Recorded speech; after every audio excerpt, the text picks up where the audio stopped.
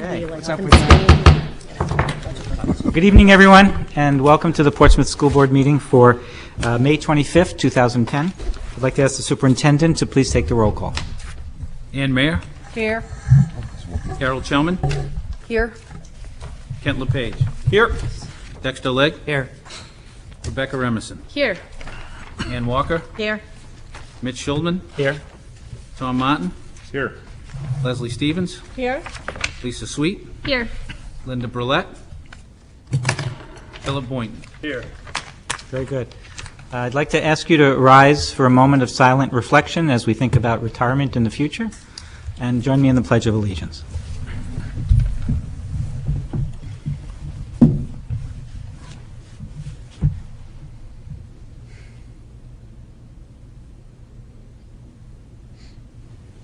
I pledge allegiance to the flag of the United States of America and to the republic for which it stands, one nation, under God, indivisible, with liberty and justice for all.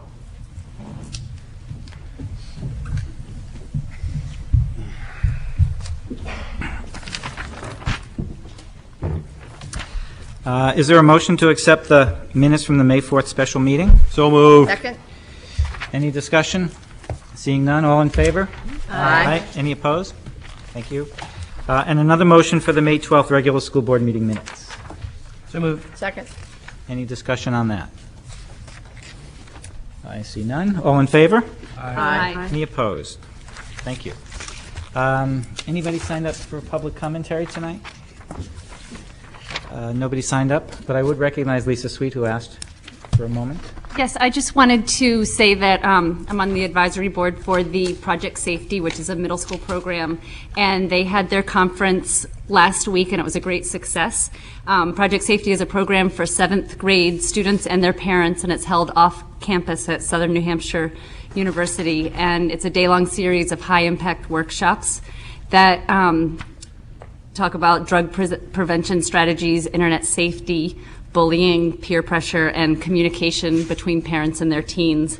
And the goal of the project is that students and their parents come away with the confidence necessary to make positive decisions. And so that was a great success. This is the second year, and we hope to continue it in the future. Thank you. Very good. So moving on, we have a couple of special presentations this evening.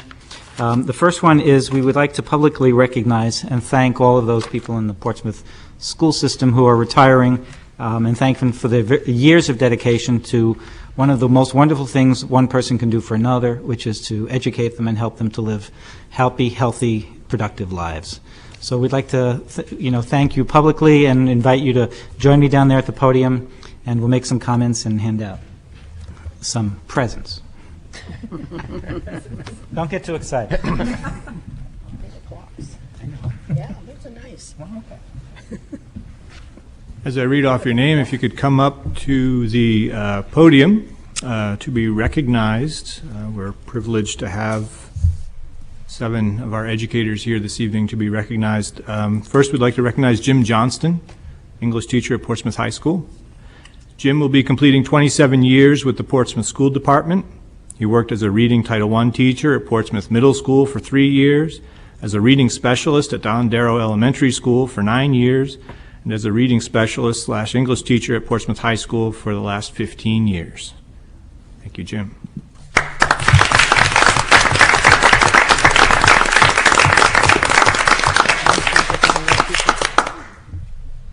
Next, we'd like to recognize Sally Martin, special education teacher at Portsmouth Middle School.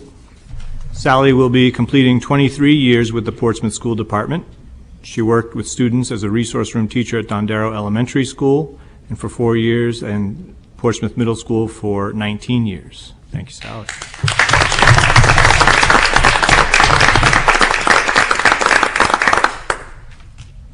Next, we'd like to recognize Helene Rafferty. Helene is second grade teacher at Dondero Elementary School. She'll be completing 30 years with the Portsmouth School Department. She worked as a special education teacher at PEEP when it was housed at Portsmouth Middle School and at Jones Elementary School. She then taught kindergarten and readiness first grade at Brackett Elementary School, and then 1 year teaching readiness first at New Franklin. For For the final 20 years, Helene has been at Dondero Elementary School. There she was a special education teacher for 3 years and second grade teacher for 17 years. Thank you, Helene.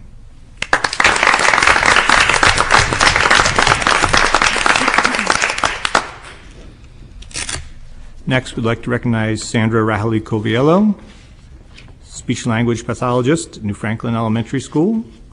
Sandy will be completing 27 years with the Portsmouth School Department.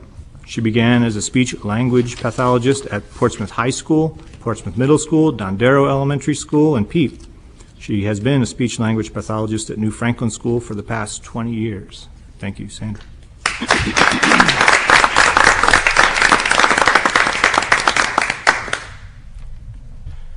And next, we'd like to recognize Karen Schuster, reading teacher at Portsmouth Middle School. Karen will be retiring at the end of the school year. She'll complete 13 years with the Portsmouth School Department. She worked as a reading specialist at Dondero Elementary School for 2 years and at Portsmouth Middle School for the past 11 years. Thank you, Karen.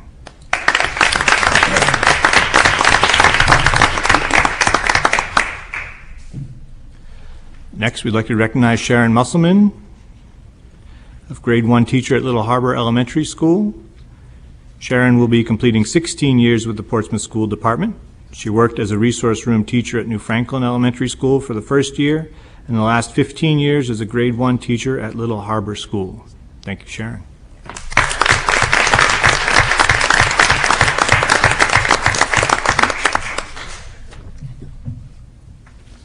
And finally, we'd like to recognize Jill LeMay, retiring principal of Dondero Elementary School. Jill has had a long career in education, 21 years, with the last 9 of which being a principal at Dondero Elementary School. Thank you, Jill.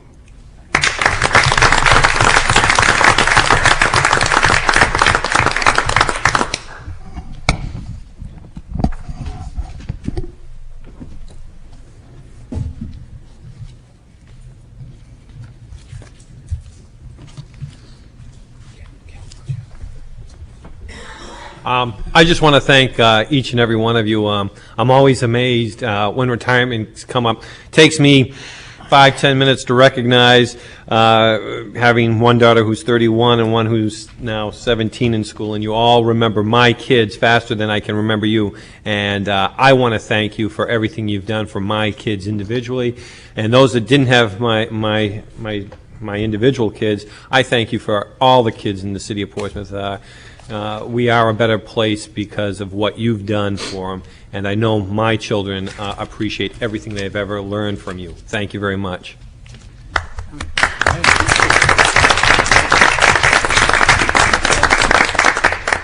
I would just like to make the comment that almost every person that came to the podium to get their gift made their way through Dondero School while I was there and truly enriched my time with you.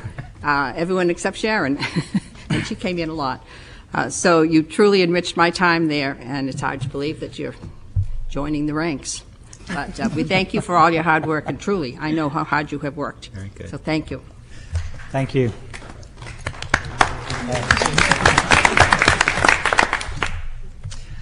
So we're going to move on our agenda. You're more than welcome to stay. I don't know why you would, but you're more than welcome to stay. And thank you again. Thank you. Thank you. So, Tomorrow. Yeah, party at 3:30. Yeah. okay, so moving on, we have a presentation about the middle school, so I'd like to turn it over to the co-chair of the JBC, Dexter Legg. Thanks, Mitch. So, by way of introduction to this session, I just want to quickly review the roles and responsibilities of this project. I think everyone understands it, but it's still worthwhile stepping back. So by New Hampshire state statute, the Joint Building Commission, the Joint Building Committee has specific responsibilities for the design and the construction of the Portsmouth Middle School. Anything that affects the education program is the purview and the responsibility of this school board. And so although there was a presentation made at the JBC meeting last Wednesday, and the JBC recommended the construction phasing plan that you will see this evening, it's this board's responsibility to evaluate that, be comfortable with the impact it has on the education program for the Portsmouth Middle School, and then vote to approve or not, as you wish. So presenting tonight is Chad Weathers. Chad is the project manager from Gilbane. He'll take you through the presentation. John Stokel from the middle school is also here, and I would encourage the board to ask Chad or John any questions you might have for understanding or clarification. Thank you.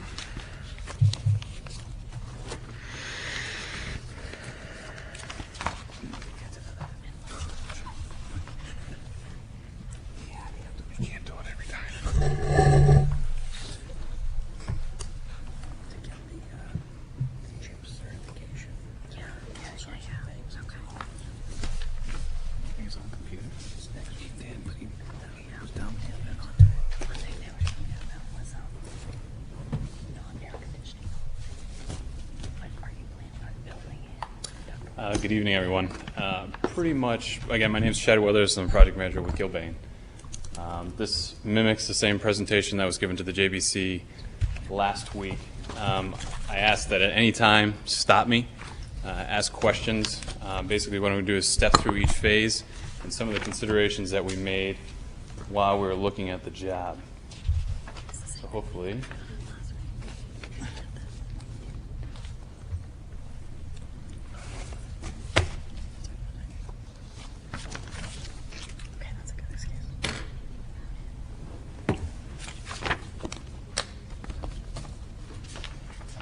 A few of the things that we've obviously taken into consideration: life safety, egress.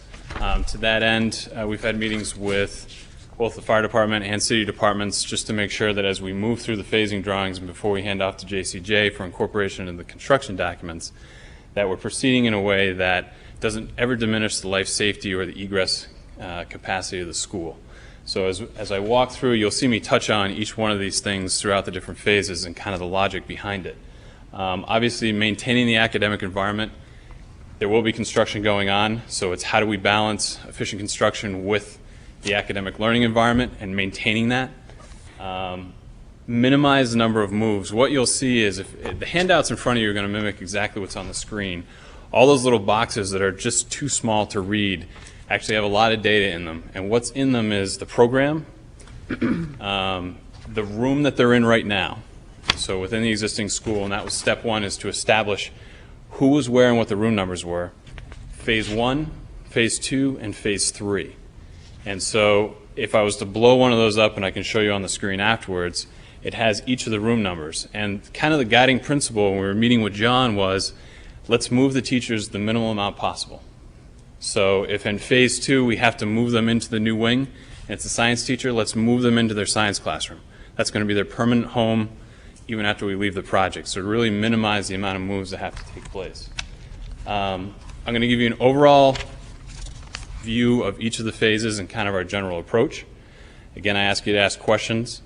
And then Phase 3 is kind of the first decision point of some challenges that we have on the project, and I'll run through those with you. So Doug, if you want to, I'm going to try with the best of my ability to shoot this laser at where I'm talking about on the screen, but I'm not promising anything. So if you can see, this represents the existing building. You have the 1970s wing in the back here, and you have the 1930s out in front. This red area constitutes Phase 1, or for the most part, the area that is the new school, the new addition. The idea is to create as much swing space as possible in the first phase. This is the longest phase, which will start in the spring of next year and last through until September of 2012. So during that time, really the only interference to the school as far as academic activities goes is we're going to be building right here, obviously. So some of the things, you see some of these areas, these are egress points out of the school. And so this line right here, where the blue is, represents, for instance, the exit between the cafeteria and the gymnasium that exists currently. We're only 10 feet away from the existing building when we build the new addition. So that's an egress point. So one of the things we talked about with the fire department was basically providing a canopy or a staging tunnel, so to speak, similar to what you'd see downtown Portsmouth if they were doing renovations. Again, the only time this would be used is in the event of emergency or egress.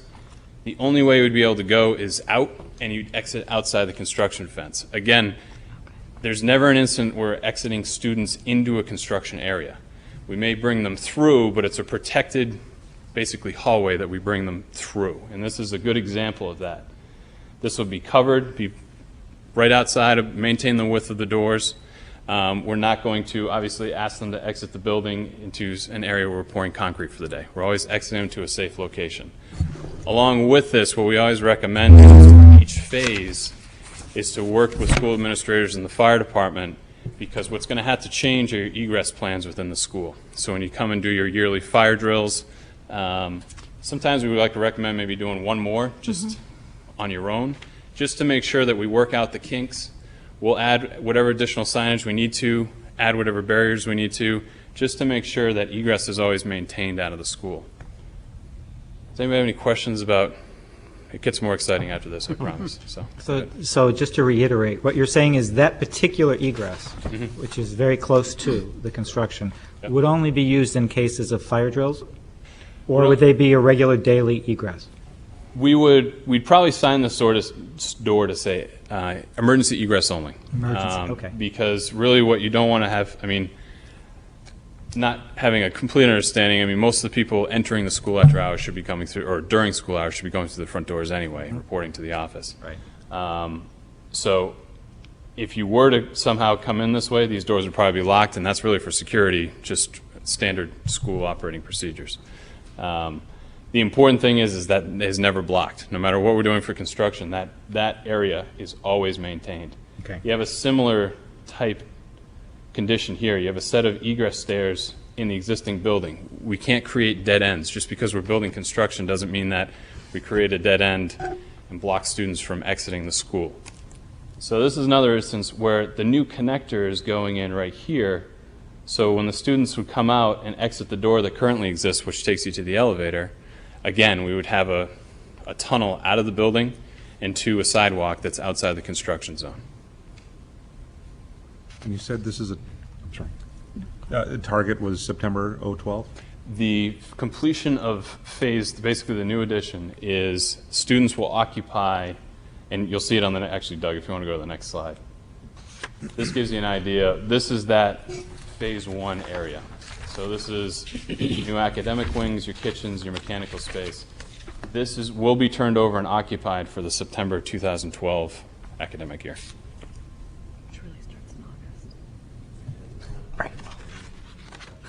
Yeah, that's a good point.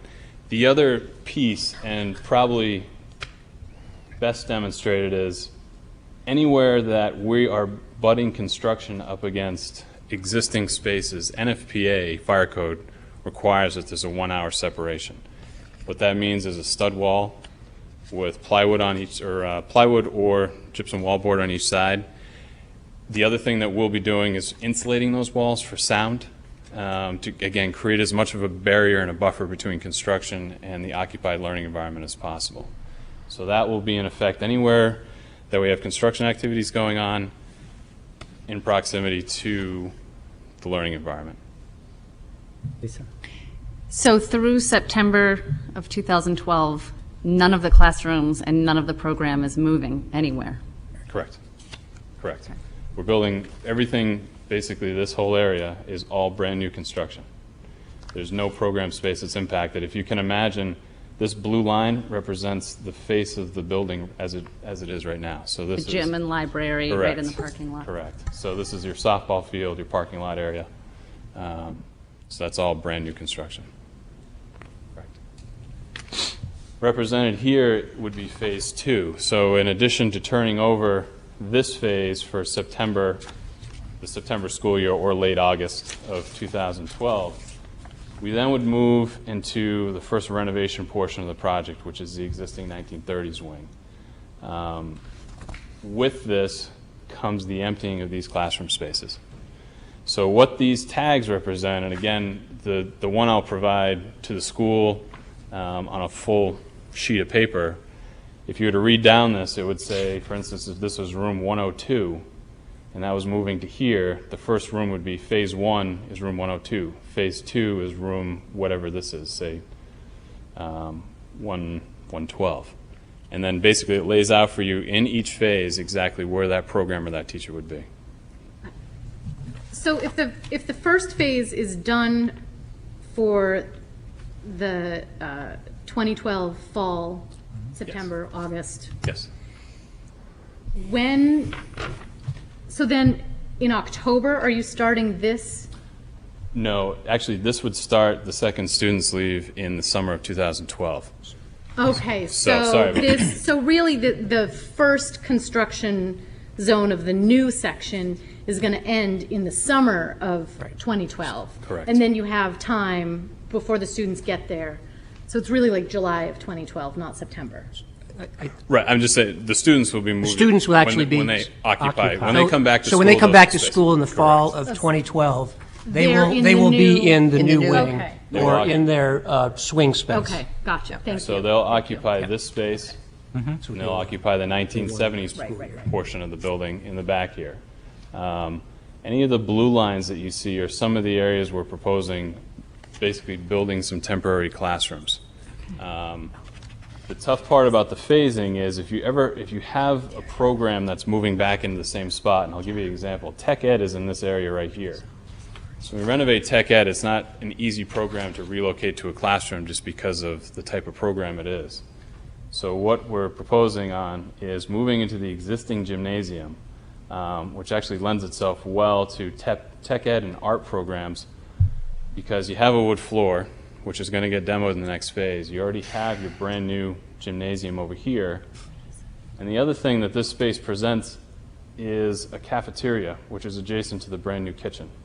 So this area would be CAF, and then we're building temporary walls, which would be full height 10-foot walls. We do some sort of drop ceiling just for acoustics.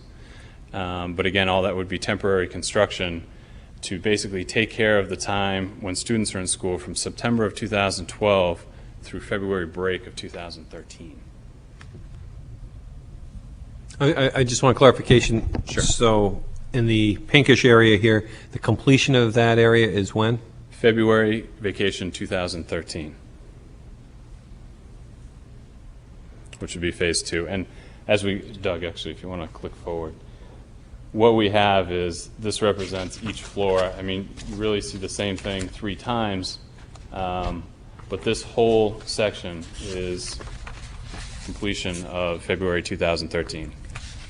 And then, Doug, if you want to click up one more. The nice thing that we were able to do working with John is from a egress and accessibility standpoint, we were able to actually empty out the 3rd floor of one of the 1970s wings, which again just allows us to move more people into the new addition sooner, into their permanent homes, and away from the construction activities. So a lot of that was through John's help and just really taking a look at the programs that are in this space and understanding where we could take advantage of spaces that we had just built in phase 1. We don't want to have rooms sitting with nobody in them when there's these older rooms on the other side.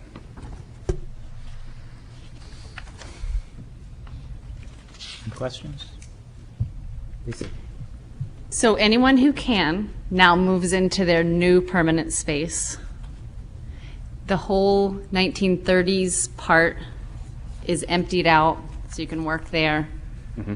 And the people who aren't quite ready to move into a permanent space are either in the 1970s part or the old gym and cafeteria, because those are still there. And we have Correct. our brand new gym. There is, with the office, the classroom spaces are a little easier to move people into. There will be some of the people in the office spaces, just because there's a lot of flexibility with where you move them, and it has a minimal amount of impact on, the student shows up one semester and the classroom's in one place, and then it's in another place the next semester. So again, the real priority is locating the classrooms in their permanent locations.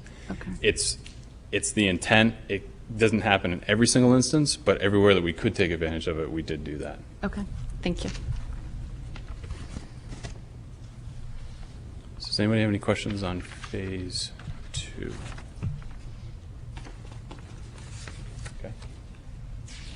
Phase 3, which is the last phase, and just to walk you through, basically, again, phase 1 is complete. This would start during February vacation of 2013, would complete in the summer of 2013, so that the entire school, the new school, would be ready for occupancy in September or late August of 2013. We're complete with the project.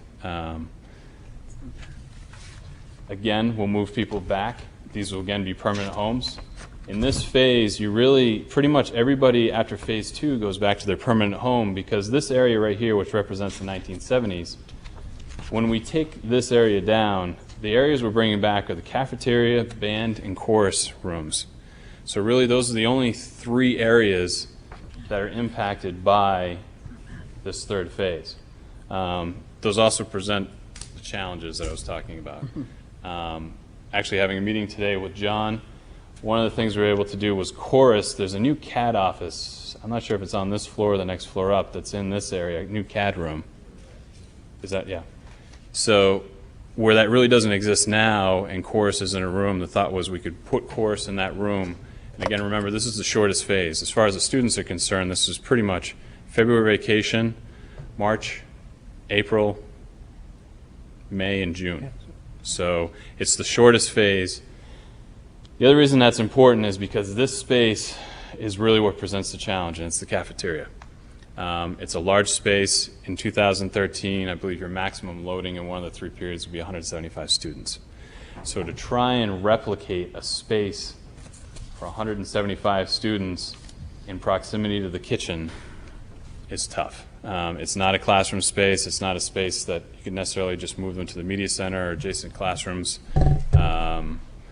So this is where, from a phasing standpoint, as this is being demolished and the new cafeteria, band, chorus rooms are being built, this area right here, there's 3 options actually. One is a program option, which it's, I would say, kind of the more extreme option, where students would go back to their homerooms to eat lunch, something along those lines, which I think we can all understand the difficulties associated with that.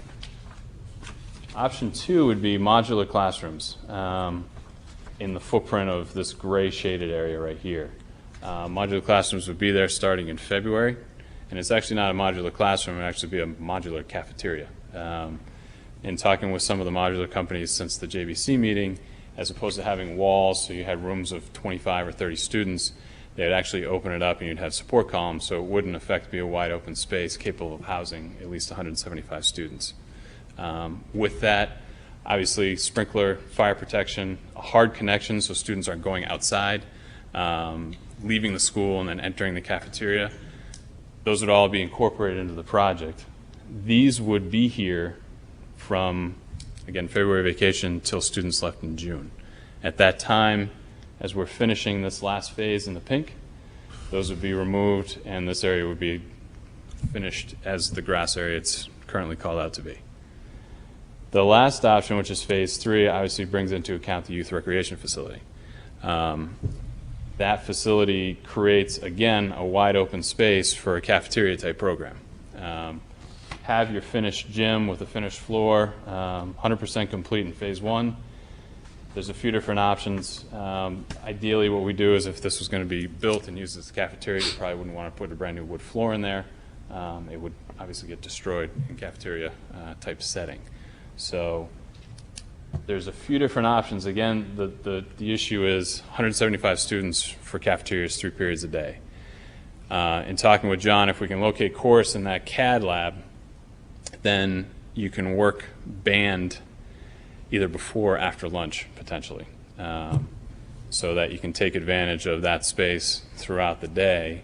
You don't have band and chorus on top of one another, drowning each other out as they're trying to practice. So those are really the 3 options. The only piece of this that you don't see, and as the drawings move forward, the site plan, and this all ties into the site plan. And what you'll see as the drawings become available is we'll start to lay in where the site fence goes, where the different egress points are, gates, on-site parking, where the trailers will be located, things of that nature, which will probably be a few weeks away.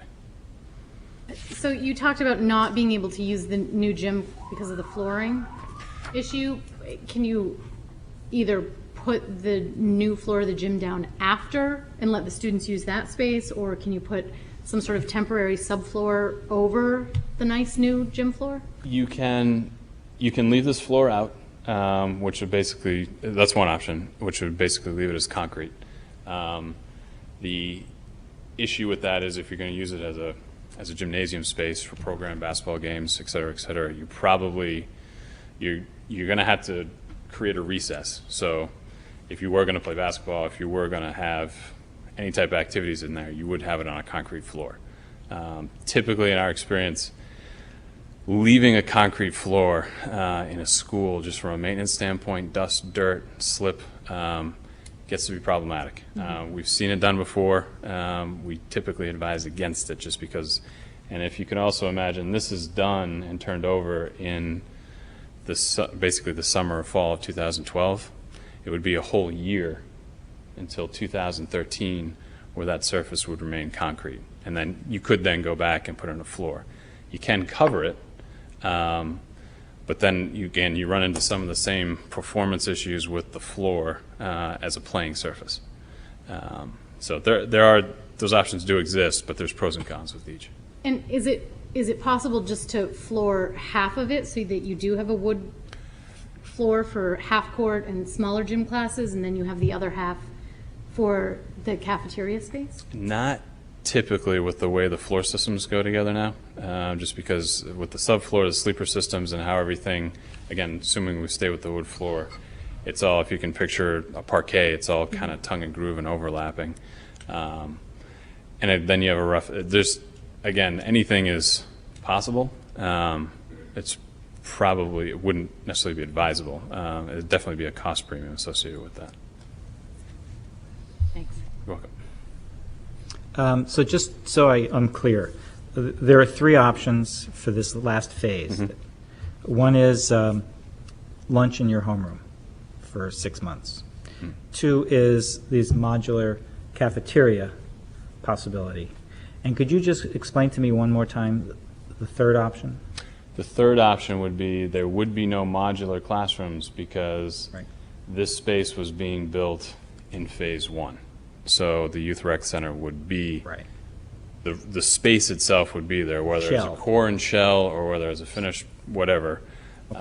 You would have a wall, a roof, an area to use as swing space, which again, this offers you the most flexibility just throughout, because it also gives you some flexibility throughout the other phases. But that calls into other decisions. Correct.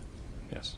And at what point in time from this board? I mean, so for example, we're going to vote tonight on accepting or not accepting what you're presenting.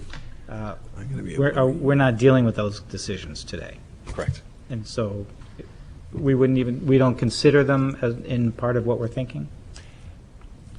Obviously there's a cost consideration. I realize there's different boards within the city that had to weigh in on this. The sooner we know, obviously, the better, just because from a design standpoint and JCJ. However, this space, I think the decision's already been made that pretty much that whole space is going to be bid as an ad alternate to the documents. So it's from a cost standpoint, I mean, we have estimates for the space. It's going to be one of those things that when the bids come in, I think the ultimate decision to go or no go will probably be made once the final budget's presented to the city. But from a design standpoint, obviously the sooner that this can happen, the better. So it just really, because there are some provisions that need to be accounted for, such as sprinkler, such as fire protection. All those things need to be designed in the project. Chad, although you've laid out the three options, does the administration, the first two options clearly are not dependent on whether the city decides to build the youth recreation facility? Correct. Eat in your classroom or eat in a modular cafeteria. Correct. Does administration have a recommendation now on which option is preferable, or are they going to decide or make a recommendation pending other issues that may come up from a cost perspective or another perspective. I know that John had some thoughts just after this morning based on what we discussed. But ultimately, I think it's probably a cost decision for the city, which is why it's being bid as an ad alternate to the project. But I can let John speak to that. I think if we are down to two options, one, looking at a 60 by 60 modular unit for cafeteria and band, or having the students eat in the classroom, I would hope that we're building a brand new school. I would hope that we would look at, and it's going to be spending some money, but look at the modulars and not have students eat in the classroom. That is not something I would want to see us start in a brand new building, because then you have to put an end to that at some point, something that you've done for a year. And I would hate to see us really get down that road. Okay, thank you. Okay, so I have Kent, Rebecca, and then Tom. I've got to go over a couple of things, and I'm going to start right at the beginning and just two comments. First of all, I'm kind of surprised that the board just gets this tonight. I did go online. I read the minutes from your meeting last week. And just to get this tonight and expect to be voting on something, number one, that I get handed in front of me the night of a vote, and number two, I've never voted on something that I can't read, and the boxes are too small to read. And I have a number of questions, and I really find that concerning that, again, one, we get the paper tonight, two, I want to see the boxes because I need a better understanding, and I do have the questions to go along with that. And I understand life safety and egress, and I always wonder why we don't put health into there. You just have to take a short ride down to Amesbury, and one of their biggest issues was, and maybe it falls under life and safety, was that Amesbury, when they put in their new middle school, had one heck of a time during their phasing and so forth, basically because of continuation of particles and dust and so forth. So keeping that in mind. Two things also come into mind is anytime we see something when it's just compressed. I know when we did the high school, there was one incident, and it was with the cafeteria. We had to come to kind of a complete stop for about a week. And anytime there's a stop on something, it's a cost, and there's a cost to the construction and a cost to the educational life that's going on within the building. So again, without being able to read those boxes. And so what I'm trying to figure out in phase one, level one, phase two, I guess, is because as I understand it, phase one, they stay in the old building, little to no interruption. Life goes on as is. In level one, phase two, where we start to migrate the students out of the old building into the new building, and this is where I get quite confused not being able to read any of this, see the verbiage on this, is we're saying everything on the 3 floors classroom-wise with some conversions can fit into the new part of the construction.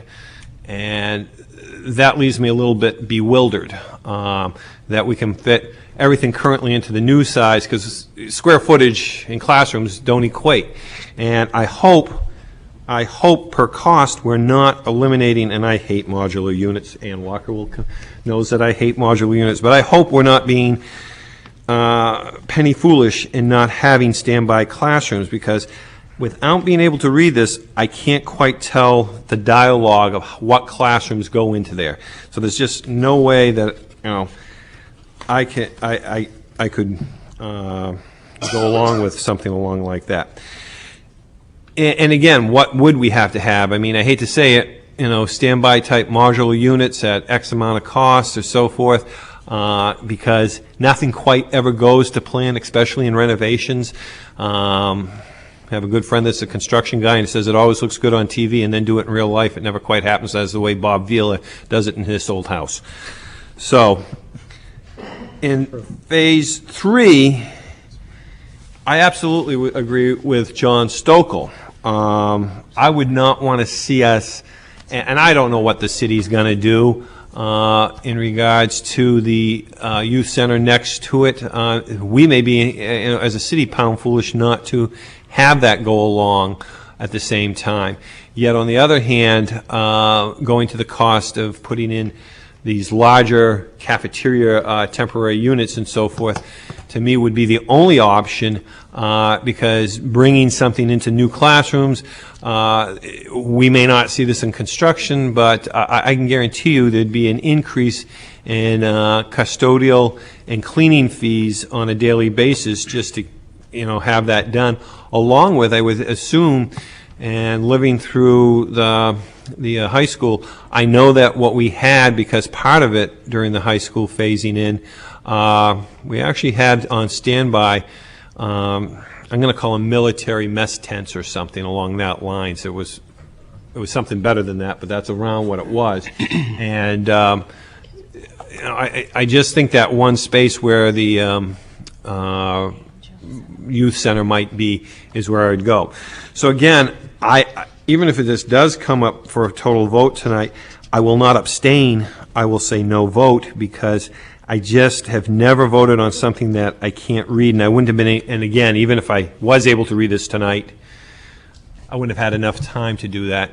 And if I had gotten in the packet, I may have asked last Friday to see some, I don't know, you're even saying the next larger size of this we're probably not going to be able to read. It's pretty small print and so forth. The best way to view this is actually on a full-size plan sheet. So that's, the intent is to kind of create that road. Is there a way to draw out and just take the boxes and do a reading that would go by page that might be, and again, I'm no computer person. There's so. actually, there's another, I actually have this in table format too. It just, that I can produce too. I mean, what I can do, obviously, is print out the drawings, which I was going to do with John later this week.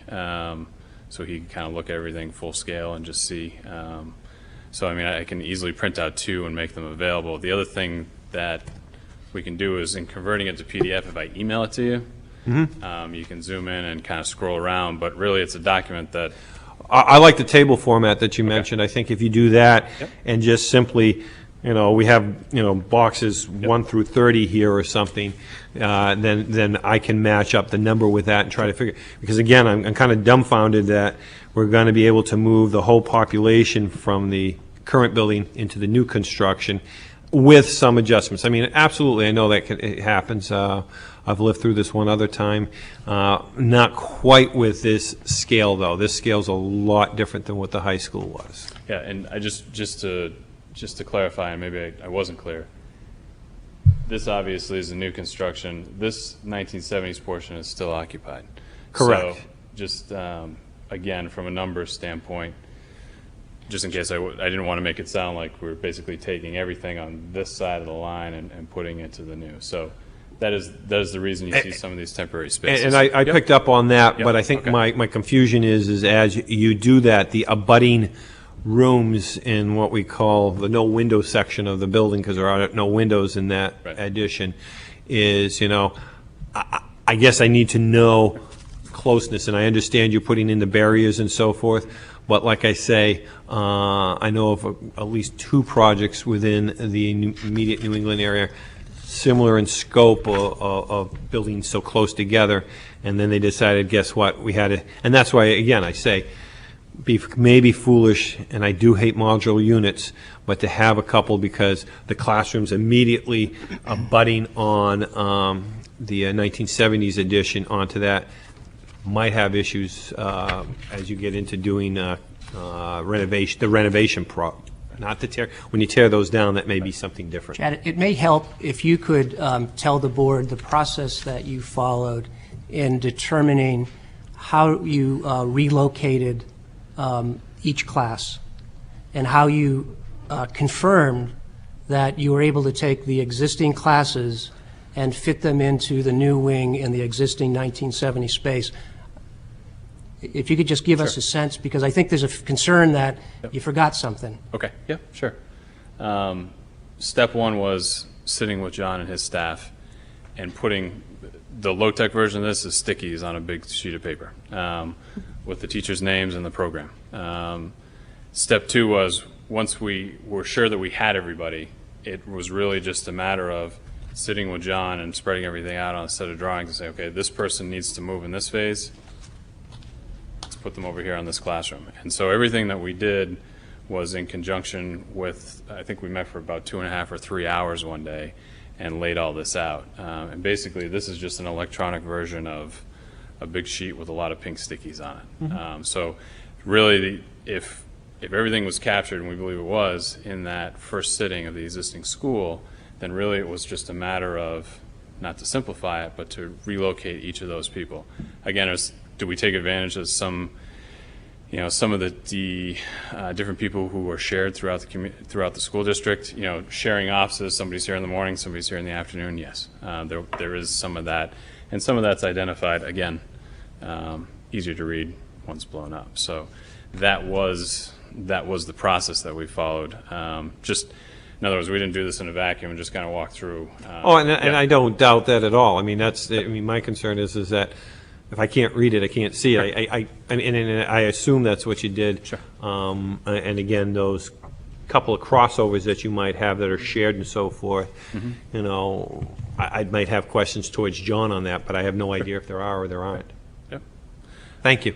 Okay. I have Rebecca, Tom, Lisa, and Dexter. So it seems like we can't take any action on phase 3 tonight because we don't know what's going to happen. Is that going to impact you? I mean, if we can get phase 1 and phase 2 down and then we can come back, is that?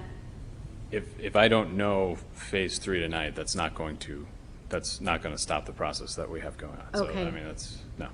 Okay. And then my other question is sort of along the lines of Kent is, can you explain a little more how you're fitting everybody into this small space? Are you putting temporary walls in the classrooms to make them smaller?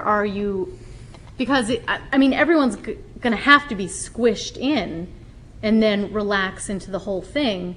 Otherwise, if everyone can fit in one half, why are we building it this size? Yeah. Well, there are new spaces created in phase 2. So within so this is, for instance, this is the existing cafeteria. Yeah.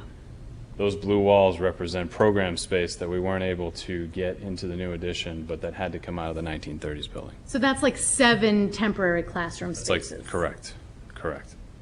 But there's many more than 7 classroom spaces in the original part of the building. So correct.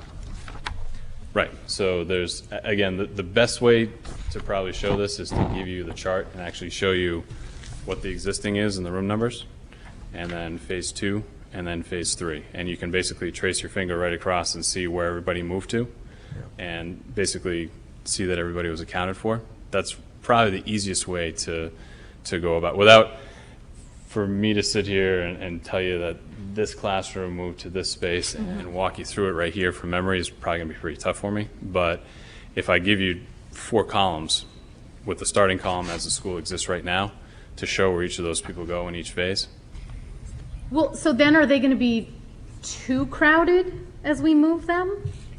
Or then as they fill up the whole school, is there, I guess if we have 100,000 square feet and we're going to compress everybody into half that space, there's either going to be considerable difficulty. So, and I just, how does that work?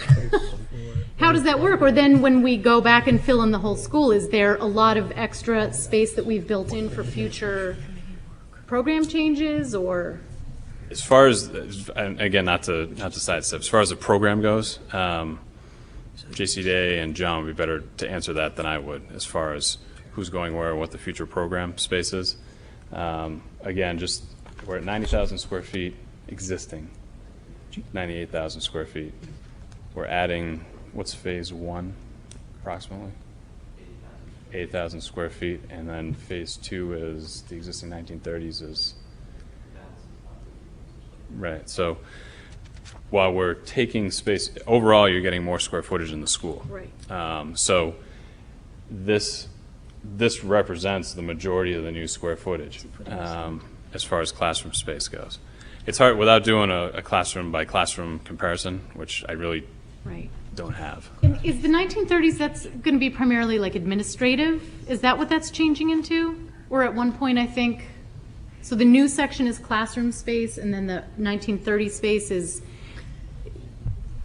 Doug can speak to this. not. Yeah. Yeah. Two grades in the new. I wanted to help one out. grade is one. Careful what I wish for. Good evening. I'm Doug Roberts with JCG Architecture, for those of you that don't know me. To answer your question, the 1930s building will be programmed on the first floor with administrative areas. There's tech ed, band, and chorus. On the second floor, that will be populated with the kids programs and unified arts programs. And the third floor will be the new home for the sixth grade classes, the two teams. Amazing. Thanks, Doug. Okay. Thanks, Doug. Crammed in. Rebecca, you all set for now? I think so. Okay. Tom? If you could, Chad, if you could just do the math for me. You said 98 was the existing. You're doing 80 and 50. Is that 228 total finished? No, total finish is what, 129. yeah. Doug I has just want all to the just, square footage. the numbers were thrown out, so I just want you to just clarify what the finished. Yeah, round numbers, the finished product will be 130,000 square feet.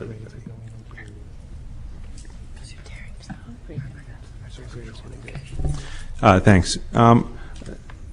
Conceptually, I like what I see, and I wanted just to hone in on really the phase 3. One of the things that I wanted to find out, I had heard back at the joint session last week that it was 4 months that we would need that joint space, and tonight I heard 6, and then I also heard 12. So is it 4? It's the phase 3 is February vacation, so that's when the transition would happen. Right, that's why I heard you say March, February. April, May, June. So Okay, so it is it's 4. about 4 months, yeah. Okay, so the transitional space that we need is 4 months. Correct. And also last week I heard numbers ranging from 250 to 500,000 for modular space. Has that number changed? Since the meeting, we reached out to a company I've worked with in the past, and right now we're thinking that the upper end is along the lines of 300,000, and that's taking into account all the temporary measures as far as sprinkler, hard connections. Not just the buildings, but all the accoutrements Correct. That to join it includes the together. rental, and- the setup, right. the tear down. So somewhere it's come down now that we have some layouts to 250 to 300,000. Okay. And, one of the things that I'm just thinking about, and I'm not swayed or convinced yet either way, but, one of the things I'm always just thinking about, here we are dealing with tight budgets. We've been going through a whole, fiscal, constraint with our own budget and trying to take a look at it. And I take a look at the 250 to say we're now at 300 is to say that, I'd like to have my cake and eat it too, and I don't necessarily know myself if eating in the classroom is the right thing. I'd like to say, hey, if the proposal is to do modulars, that I'd like to support that because that's probably going to provide the most continuity.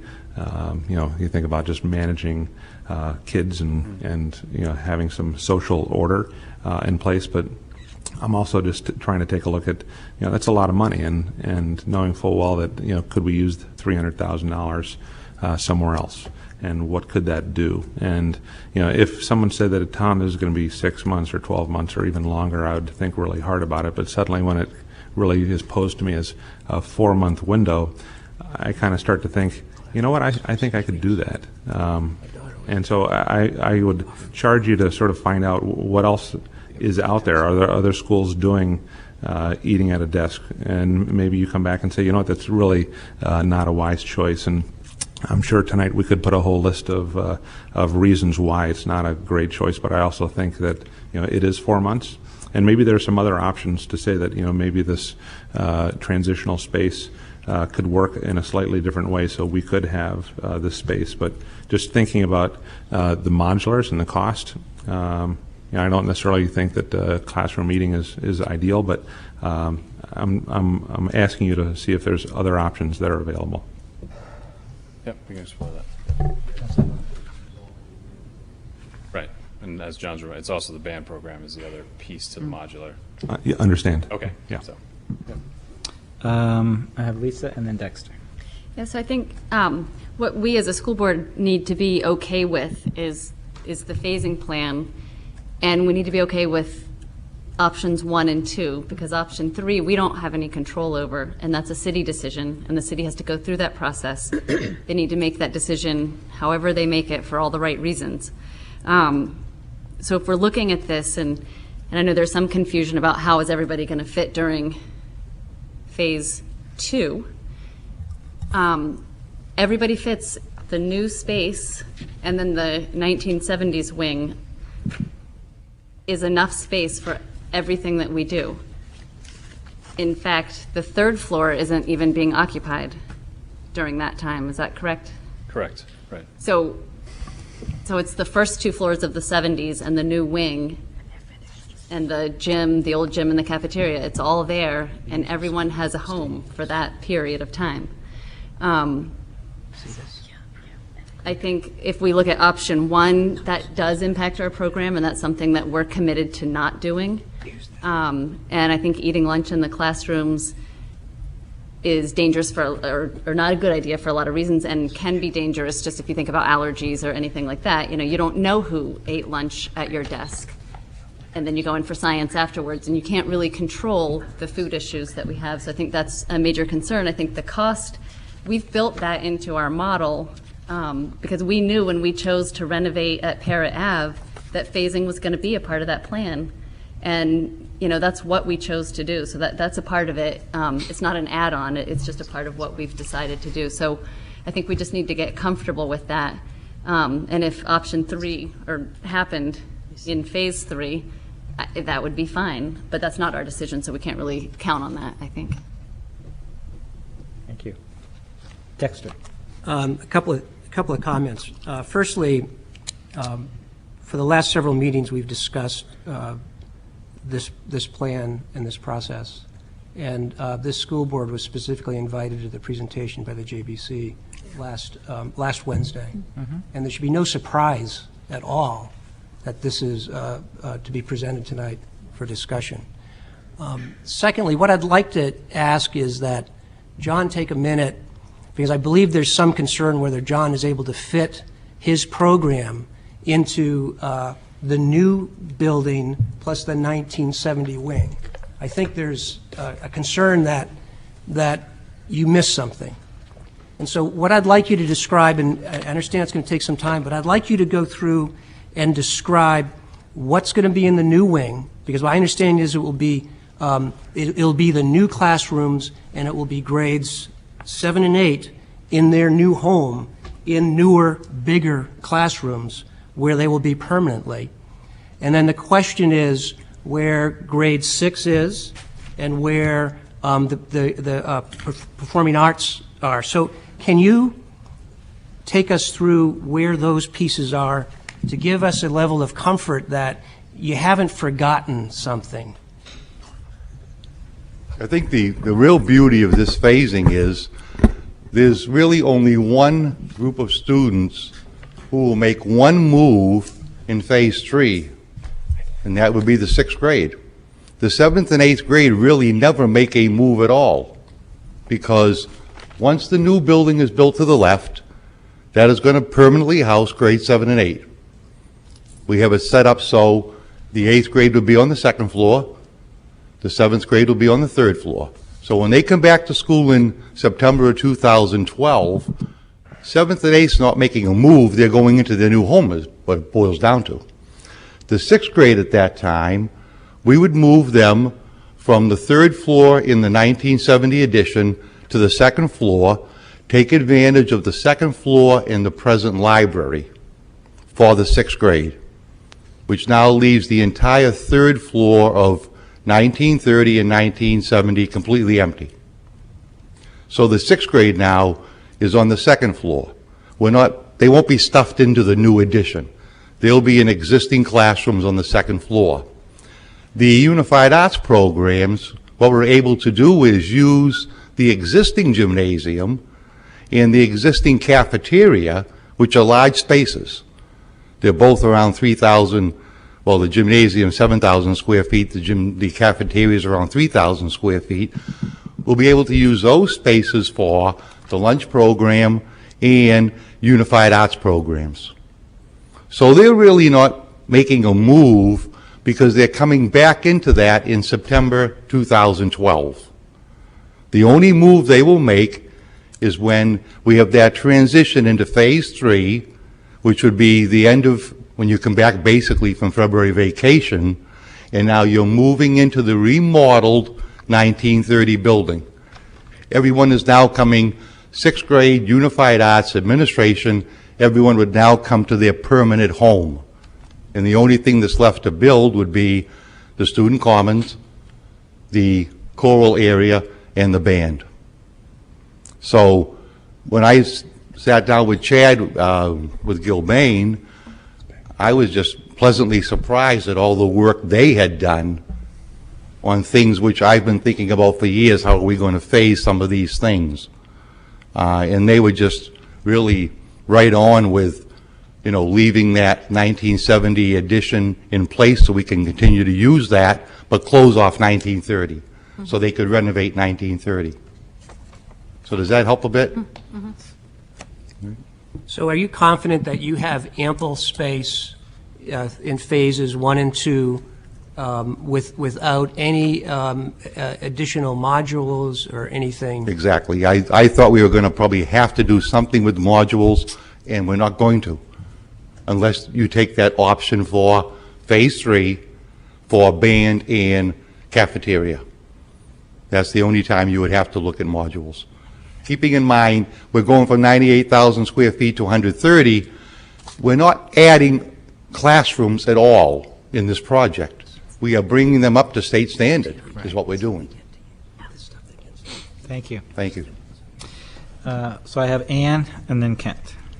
I was able to attend last week's meeting and heard the presentation, and it really was helpful to hear it again because some of the things I heard the second time around better than the first time. I'm very comfortable with phase 1 and 2 and the way that's all going together. And I do know that phase 3 will basically be up to the city. We listened to a lot of options the other night, and once we know what the city is going to do, then we'll know what we will do. But meanwhile, I think our job is to deal with phase 1 and 2, and I'm very comfortable with that. So good job. Okay, thank you. Kent. Take issue with anybody that thinks I was surprised that we might be reviewing this tonight. In fact, I think we were notified in the first meeting in March that we were going to have this. I am surprised that we didn't get this diagram sooner in our hands. And to not be able to read it, is a mistake on anybody's part, because I did review the minutes from last week's meeting. In fact, Dexter, I told you it was not the 19th. I had a commitment, and I actually said that to the superintendent that I was not going to be able to make it. But nonetheless, I'm always comfortable with what John says. Again, to be able to read and actually see this, because this is the largest move of students, period, that we've done. Probably even to some degree larger than the high school, because it had a bigger, newer edition and you didn't have to move as many programs. So, you know, as board members, the only thing I would ask, and probably won't get it tonight, and that's fine, is that our next meeting, I believe, is June 9th, the second Tuesday. I don't know what that has to do, but if I could read this with John Stokel of what he explained, I'd have no problem voting on phase 1 and 2. I do have a problem when something of this magnitude is handed out the night of a meeting, and then again not being able to read that. Just in case there are questions, John, I think, did a good job just now presenting it, but again, I would take a non-vote in that. I have to be able to read it. I mean, I don't want to be like Washington, where they say they know the laws and then they haven't even read it. Thank you. So I just have a couple of quick final questions. So you've done this a number of times, I imagine, phasing? Yes. So could you talk to me a little bit about the kinds of issues and concerns that may arise? I don't want to say the unexpected, but just give me a sense of what kinds of things we might be expecting to hear along the way that don't go 100%. as planned? Some of the things are, obviously, construction does have noise associated with it. So the fact that we're going to be building next to the occupied school, there's construction going on. So some of the ways around that are obviously we write certain language into our documents so that we're able to work around that. If we know that something's going to be particularly noisy, hammer drilling, jackhammering, stuff like that, we'll do it off hours. And when I say off hours, after the 2:30 school day, we're not going to be jackhammering in the neighborhood at 9 or 10 o'clock at night. There's different ways that we go through. Again, we phase things such that the things that we know are going to be noisy and disruptive, we're going to make sure that we do those in such a way that doesn't impact school operations. Testing schedules, if you have any testing schedules, those will be written into the documents to make sure that the trades understand and that it's incorporated into their number. These are the testing schedules. They happen approximately this time each year. So know that if we come to you and say, you can't do that, you have to carry the off-hour premiums, i.e. 2:30 to 7 or whatever it is, to accomplish that work. To touch on your point, indoor air quality. Not really familiar with Amesbury specifically, but we insist on an indoor air quality plan. Part of that barrier is a sealed barrier. You either finish right up to the walls. You also pull a negative into the space. In other words, construction creates dust, dirt, and debris. If we are pulling air into the space with HEPA units, we're filtering the air, but we're also creating a vacuum into the space. You don't get blowback into the school. That's kind of, again, I don't want to speak to what happened in Amesbury, but that's the project I just came off. We went through 6 phases, all approximately 7 to 8 months, and every single one of those phases had a hard barrier. We monitored the air. That's another part of this plan. Anywhere adjacent to where we're doing the work, first thing we want to do, obviously, before we even go into the buildings, establish benchmarks for all the different air quality measures. And then we have monitoring points throughout. And we always recommend that there's a third-party person that's not affiliated with us that comes in and says, Gilbane is making sure that the air quality is not changing directly adjacent to the space. That's probably one of the major concerns, again, from allergies, irritants. If there's dust in the school where the students are, we're not doing our job. So there's definitely the white glove test that goes on with these projects. Really comes, a lot of it comes down to noise, and the last one's safety. And really the best way to ensure safety is when we try to create barriers so that there's never construction workers going through the occupied school to get to the construction site. If you take this phase, for instance, our site fence is going to start at the yellow and kind of work its way around the front of the building to the back. We're going to enter and exit in our construction site a fenced-in area. We're not going to be entering through the existing building. Anything we need to do for a tie-in is going to be performed after school hours and coordinated with the school, because there will be some of those tie-in pieces with your mechanical systems in phase 1. So those are some of the, it comes down to work interaction, safety, the smells, the indoor air quality, and the noise. And really, we've already started the discussions with John, and it's just, we have a few more months here ahead of us before we go out to bid, just to make sure that, I know all the questions asked, it's just a matter of getting the information. Tom, Leslie, you haven't spoken yet first. I wanted to ask about the cracks in the wall in the old section. Settlement cracks. In terms of the construction of the new building, are those cracks going to be dealt with before the construction starts on the new building? Is there a plan for that? And I'm thinking safety-wise for the kids. Yep. To be quite honest with you, because we just went from schematics to DD, I think the designers are just getting into how to handle all those different, after they're gathering the information. So once we understand the design and understand what the issues are, we're not going to do something that's going to make that situation worse or add to it.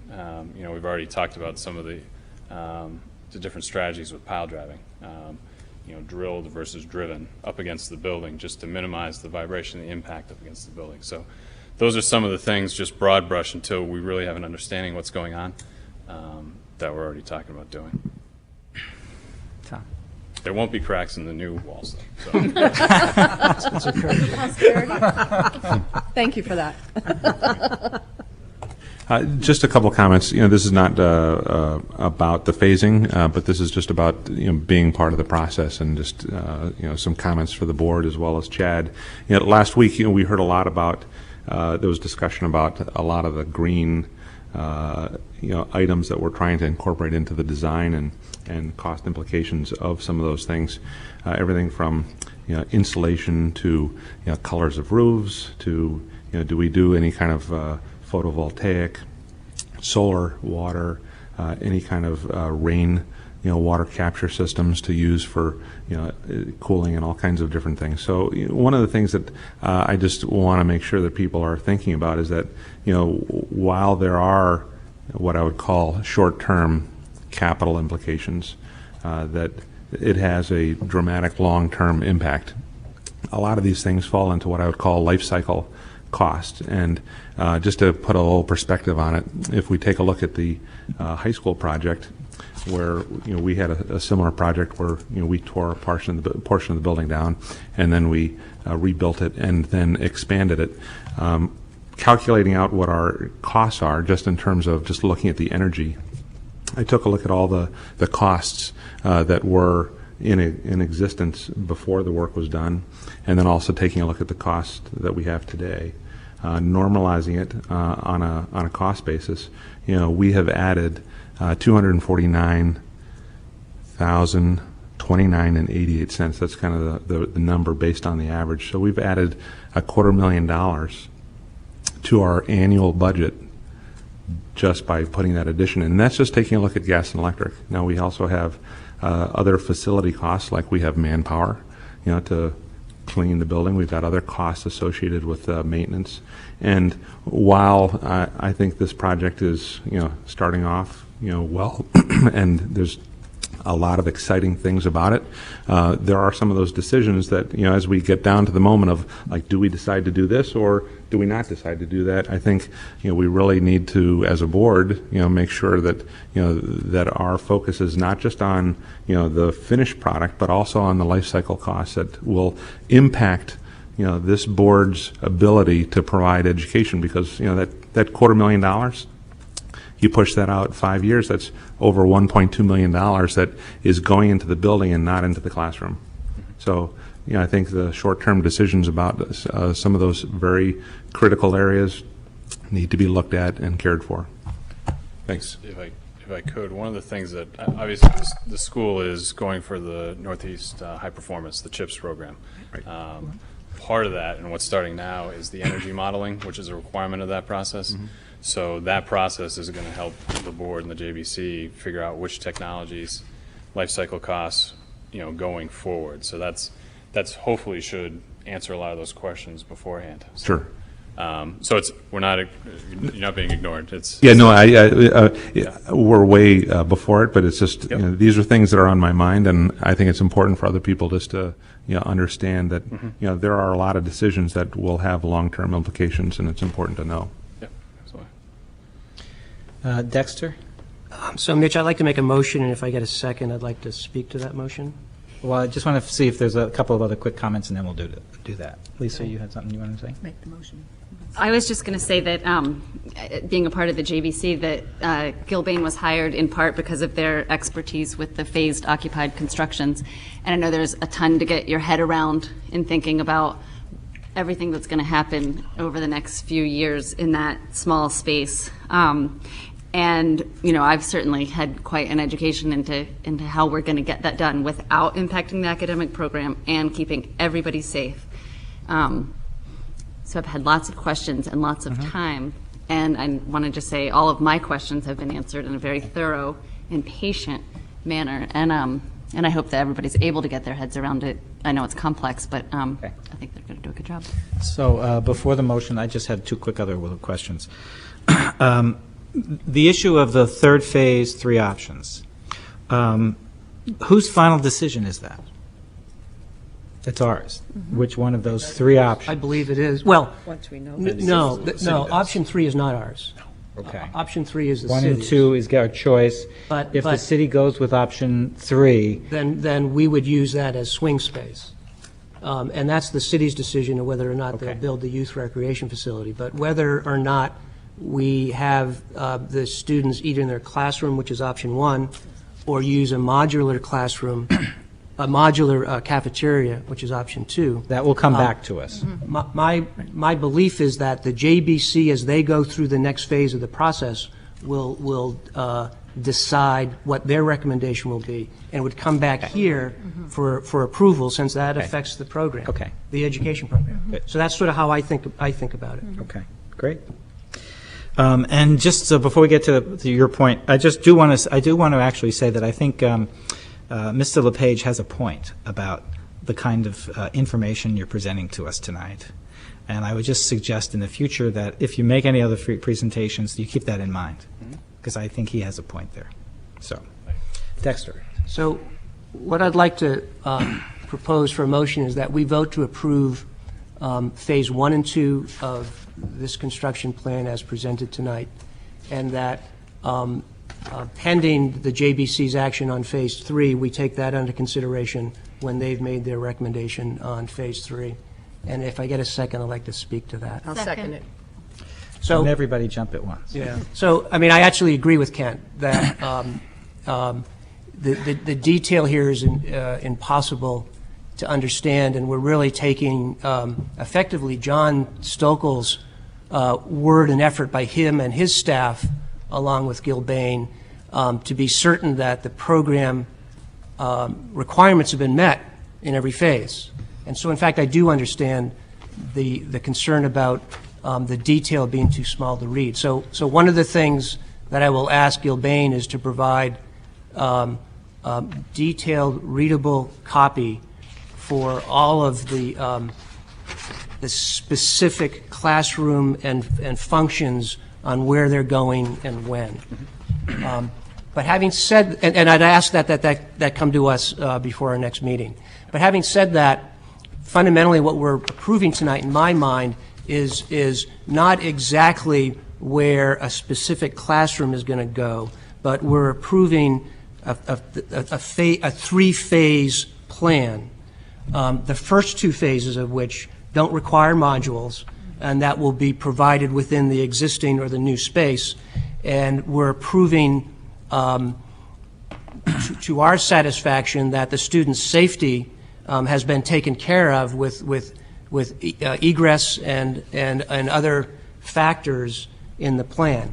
And I would say that to the extent that anyone in the school board, when they've been able to see the detail of who's going where, if any of us have better ideas to help John think about where specific areas could go, then I think we have that conversation, and I think there's plenty of time within the design development phase to accommodate that.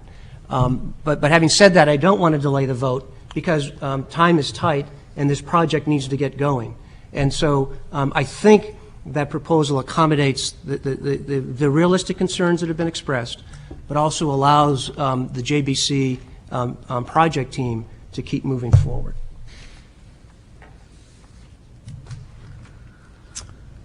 Okay. So any other discussion on the motion? So if I understand it correctly, the motion is to actually accept phases 1 and 2 of what's been presented tonight.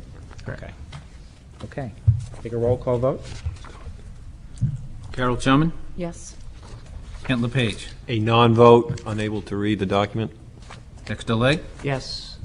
Rebecca Emerson? Yes. Ann Walker? Yes. Mitch Schulman? Yes. Tom Martin? Yes. Leslie Stevens? Yes.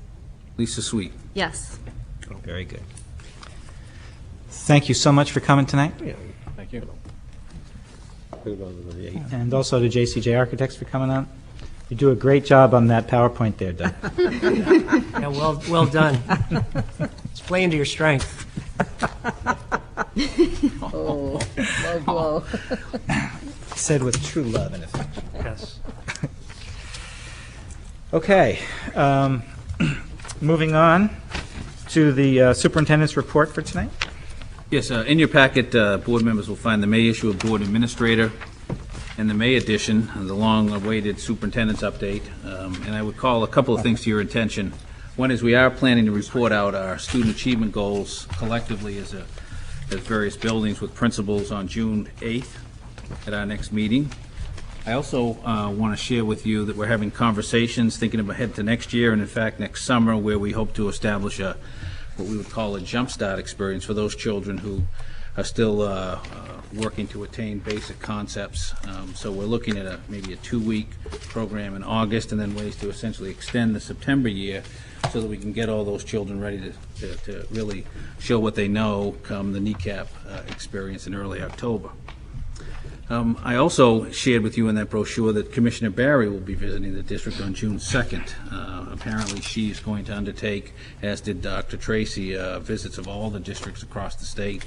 She selected June 2nd as that day, and Ed Murdo called from the Department of Ed and said she'd like to visit the high school, see the middle school, and one elementary school, and so we've put a tentative agenda. For what it's worth, she didn't ask to meet with any school board members. I don't know what to make of that, but you're certainly invited to find an opportunity to come in and meet the commissioner. Board members had asked that I provide details on the state's requirements for graduation, and so you'll find that technical advisory in your packet. I also shared with you Portsmouth High School's program of studies and the 26 credits that they require. You see the state requires only 20. The difference being 4 elective credits and 1 additional credit in both science and social studies. But there was other conversation about what is discussed about or what is shared with students regarding college admissions, and you can see a page from the program of studies there, as well as there was some question about world geography, and you can see that that's a half-credit required course in the program of studies for students. Ms. Emerson. I can save this for later, but I would like to discuss the credits at some point tonight. So I don't know if you want to continue with your report. Okay, I'll finish the report, sure. Thanks. Okay. The other 2 items, you'll find key pieces of correspondence from the New Hampshire Department of Ed. One is in regards to special education. You'll note we've been chosen to participate in a process that the state calls focused monitoring, where the department uses it as its program approval process instead of what has been a traditional cyclical visit and on-site review. So this is essentially a 2-year process. Next year they'll come in, there'll be some folks from the Department of Ed who will come in and help us basically do what we've been doing for many years here in the district, which is to do a data analysis, look and see where there are gaps, and then to basically design an action plan and implement it in year 2. So that's a 2-year process that's going to happen. And then I did want to share the good news. We had a traditional on-site visit for Title I. Basically, someone from the DOE came and visited, spent some time in each of the schools, met with Joanne, administrators, et cetera. So you have those 3 letters in your packet. And essentially in all 3 cases, I think you can see that the reviews went very, very well. The reviewer identified many strengths, most notably the leadership of Ms. Simons as the director and the commitment of the staff, how that all the documentation is complete and appropriate, and basically it had high praise for the Title I program in all 3 buildings, so that was nice. The only other point I did want to mention, which is not in the superintendent's update, is essentially, you know, the City Council had a workshop last evening. It became clear as the conversation went on that there'll be some adjustment required on the part of the school district moving forward to get a budget approved. But at this point, you know, we have a negotiation session or a conversation session with the teachers on Thursday, and so I think it's important to let that process play out, you know, before we schedule any other meetings. And that's my report. Yes, Rebecca. So thank you for the information on the credits and everything, and I know that the policy of graduation requirements is going to come up again, but before it comes up for a vote, I noticed that there are just some things that I need further clarification on. I find it interesting that we go above and beyond what the state requires, which I think in some instances is really wonderful. But then on this admission to college page, I noticed that they often, and I know every school is different, four-year colleges, most include a minimum of 4 or more credits of math, and we only require 3 credits of math. So I just have a question about that.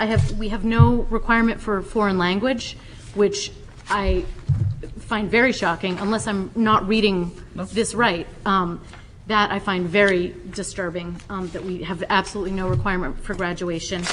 And then I also find it interesting that we only have half a credit for computer.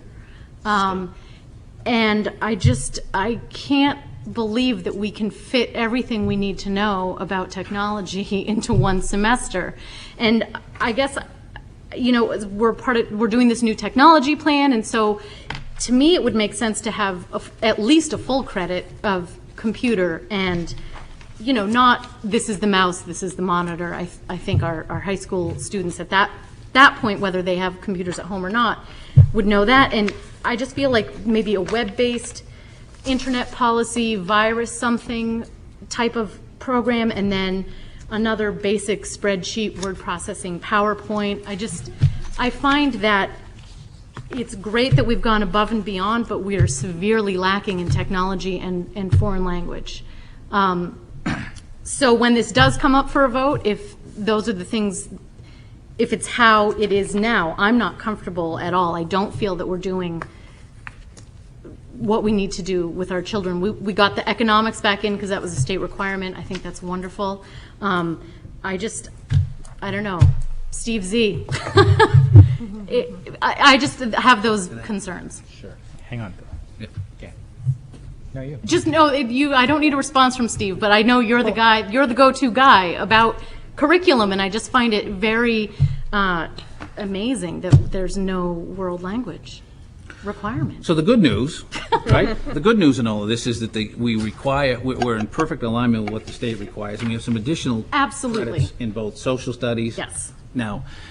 Now the question that I think the board would want to consider if it's going to make different requirements, one is to go out and investigate to see to what extent, I mean, we have a rich world languages program at the high school.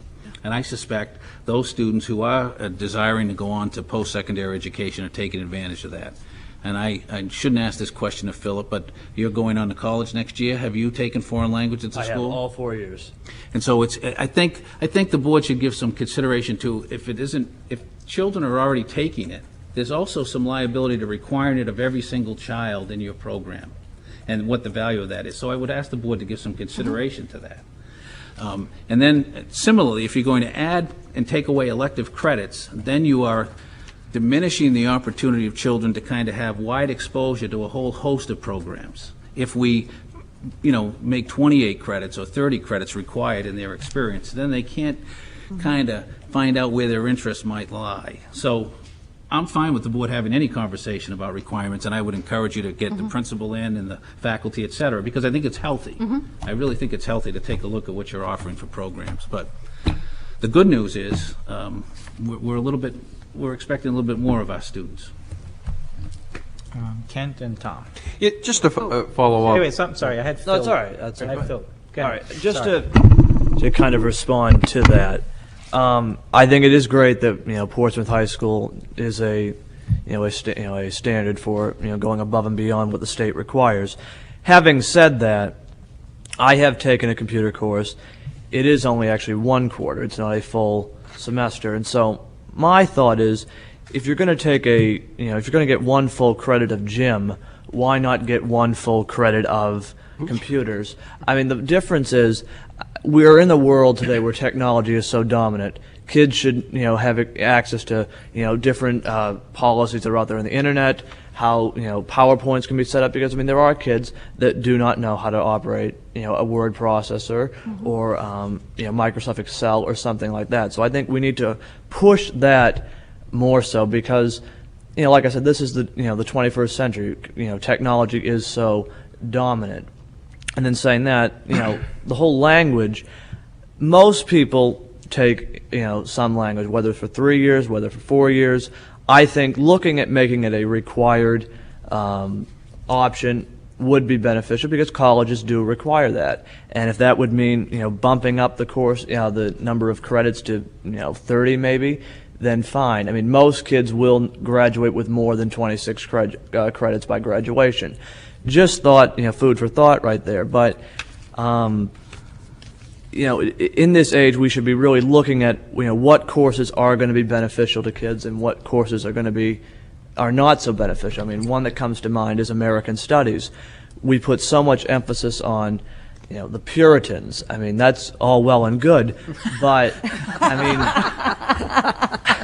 Especially if you're a Puritan. yeah, exactly.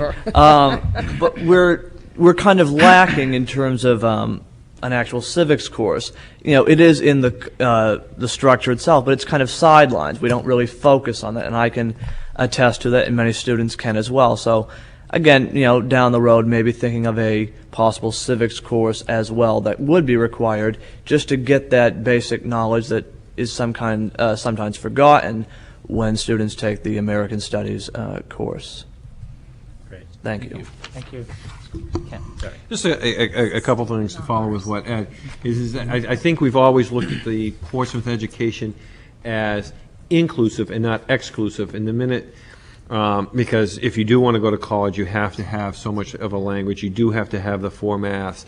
But the minute we put in a foreign language in there, we would exclude and would probably be challenged on it by any one of our special ed students that is not able to do a foreign language. And I think that's, goes back to the history of how we look at it. So, and then on the state page that we got that's dated 4/6/206, did they not, and maybe it's still pending, I thought service learning was now, it is not yet required, right? Is that correct, Steve? No. It's something that's just been dangled out there for a while. And again, I think, following and Philip, I hope you're making one more school board meeting, right, at least? I plan to, yeah. Okay. And, is that I think maybe some discussion briefly again about whether service learning, because if I've ever looked at anything, and we've discussed it at least for 10 years, how do you put service learning in as part of as a graduation requirement or a diploma requirement? And I think those are the discussions we need to have. There are times we don't give diplomas, we give attendance, a certificate of attendance to the school system when a child was unable to due to his or her handicaps. And I think we can have discussion that way, that there are those times we've had students. So I think there is some discussion there, but again, I think it's inclusive and not exclusive, because way back it was only 18 credits to get the heck out of Portsmouth High School. I remember it well. Tom, Rebecca, and Carol. Ed, on the letter from the Department of Education, how is this, do we see this as impacting in any way the professional learning community work that's underway, or changing some of the efforts that we're working to enhance the teaching styles and methodologies? Because obviously this is the microscope, the floodlight, so to speak. Right. And it seems that though we might be deficient in some frame of the word, but it seems that we're also have a tremendous amount of momentum with some great programs. Well, I'll let Steve address it, but I can say we've had some conversations about ways to align this effort along with what we're currently doing in PLCs, but Steve has had greater conversations with the principals. Yeah, and also just to state again, the focus monitoring process is really a result of a gap that exists in our NECAP performance between the non-coded students and the coded students. So that's why we are identified for this focus monitoring, for the same reasons we haven't made AYP as a district. So all of this, it does fit together. In fact, the PLC work is really based upon, the work in earnest now is building a pyramid of interventions to get more support to those students who are struggling most.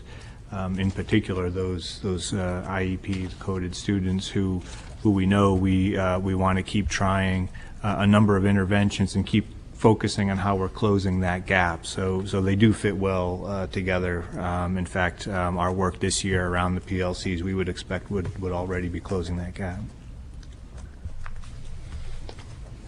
Just to Kent's point about inclusiveness, I think that argument could be made for any subject. Someone with a physical handicap wouldn't be able to take their 1 credit of physical education. So I think that this is definitely something that we need to discuss in the future. And if we really do want our children to be contributing citizens of not just Portsmouth, but the world, I think that we really need to look at this. And then another thing along with the graduation requirements is, I believe the high school is grades on a 7-point scale, and some of the area schools grade on a 10-point scale. And so I just wonder what other schools in the region do when they graduate. How does that affect our students who are going on to post-secondary education?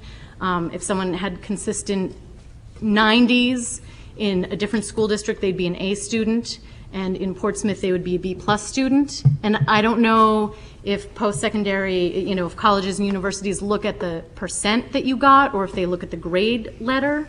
So I don't know how that impacts our kids. So I think that the point scale, is it, Philip, you would know, is it still a 7 or 8 At Rye, it is a 10-point scale. It is, if you get a 90 and above would be an A. Okay. And, when you come to Portsmouth, there is that gap. A 90 is a B or a B+. I don't know exactly what for sure, but that whole, scale is really, it's hard because colleges will look at, well, okay, so what if this person got a 90%? It's a B in terms of Portsmouth High. So that might be something to look at. Well, in part of this whole requirement package. The SAU 50 Advisory Board, I know Ms. Mayer would like to speak to that. That was a conversation that, because of the sending towns versus what the high school does, and Ann, I'll let you speak a little bit about it. Well, we did ask to talk to the administration about this at the secondary advisory, bringing in Jeff Collins and superintendent, and eventually guidance, because this is an issue that SAU 50 has. We wanted to talk about that 10-point scale and how that is translated both at the transition from 8th to 9th and at the other end when the kids are going off to college or other forms of further education. So, and I think we did have a good discussion about it. I'm not sure that it will be resolved because I don't see that Portsmouth High School is going to change their point system. It was made pretty clear to us that probably wasn't going to change. And for a lot of reasons, we all discussed it and talked about, how we could work out some of what we saw as being some of the problems. But guidance has assured us that at the end of that cycle, those colleges do decipher which schools, what point scales they're on, and take a very close look at that. So I think at this point we feel comfortable that our kids are being treated fairly and doing well. Carol? I just wanted to say about the credits and curriculum, I would just like to see there be some sort of study or review that we could do of students who have graduated from Portsmouth High School and find out later on, are they still in college? Did they graduate from college? Did they get a job? And find out what courses it was that helped them do well in life. What were the classes? Because we may sit here and we may think, oh, a half a credit in computer is not enough and it's got to be something else. And it may turn out that what's really turning kids around is something else. Mm-hmm.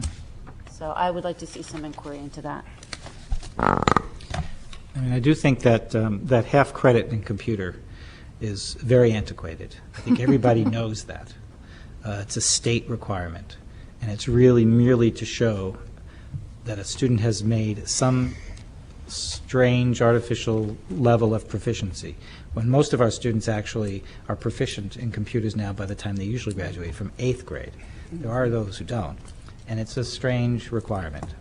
And if the state, I think there are much better courses or ways to have a technology requirement than the computer courses. But And if we pursue this further in terms of looking at technology, the technology credit, I think it would be very helpful to actually look at our program and the courses that we offer that Phil explained. We may want to sit down and say, okay, what do kids need if they're going to go on? Do they need how to put on PowerPoints, or do they need to know how to use Excel? Those kinds of things, to be able to use the internet safely. There could be a basic course that could give those kids a lot of information in a short period of time that would at least give them a jump start into whatever will happen after they graduated. And not some obscure, web design course that maybe they might not use. yeah, it's basic information literacy skills, actually. Yeah. What they need. But it may be, in fact, so basic as time passes, that it's not really a requirement, it's just integrated into what you need, like basic literacy Well, skills. that usually translates into a good basic understanding of how to do basic research. Right, right, That's really what that means. right. Critical In thinking. whatever form it takes. So, okay. Very good. Where are we? Old business. So tonight we have the calendar, so if I turn it over to the superintendent. Yeah, actually, Steve will, Mr. Zadrovic will speak a little bit about, we're seeking on the 10-11 calendar, next year's school calendar, to go forward with a second year of delayed starts, and I know Steve has done some surveying, and we'll speak to that a little bit. Sure. In your packet, you have a calendar that would reflect the inclusion of a similar schedule of delayed openings next year, once a month. Just to go back a little bit, last year, if you recall, we brought the proposal to you for this kind of a calendar. The conversations were really about the need for the frequent time for teachers to collaborate rather than and this often comes up, is why can't we just have one solid full day somewhere and just stick it and not do all these little pieces.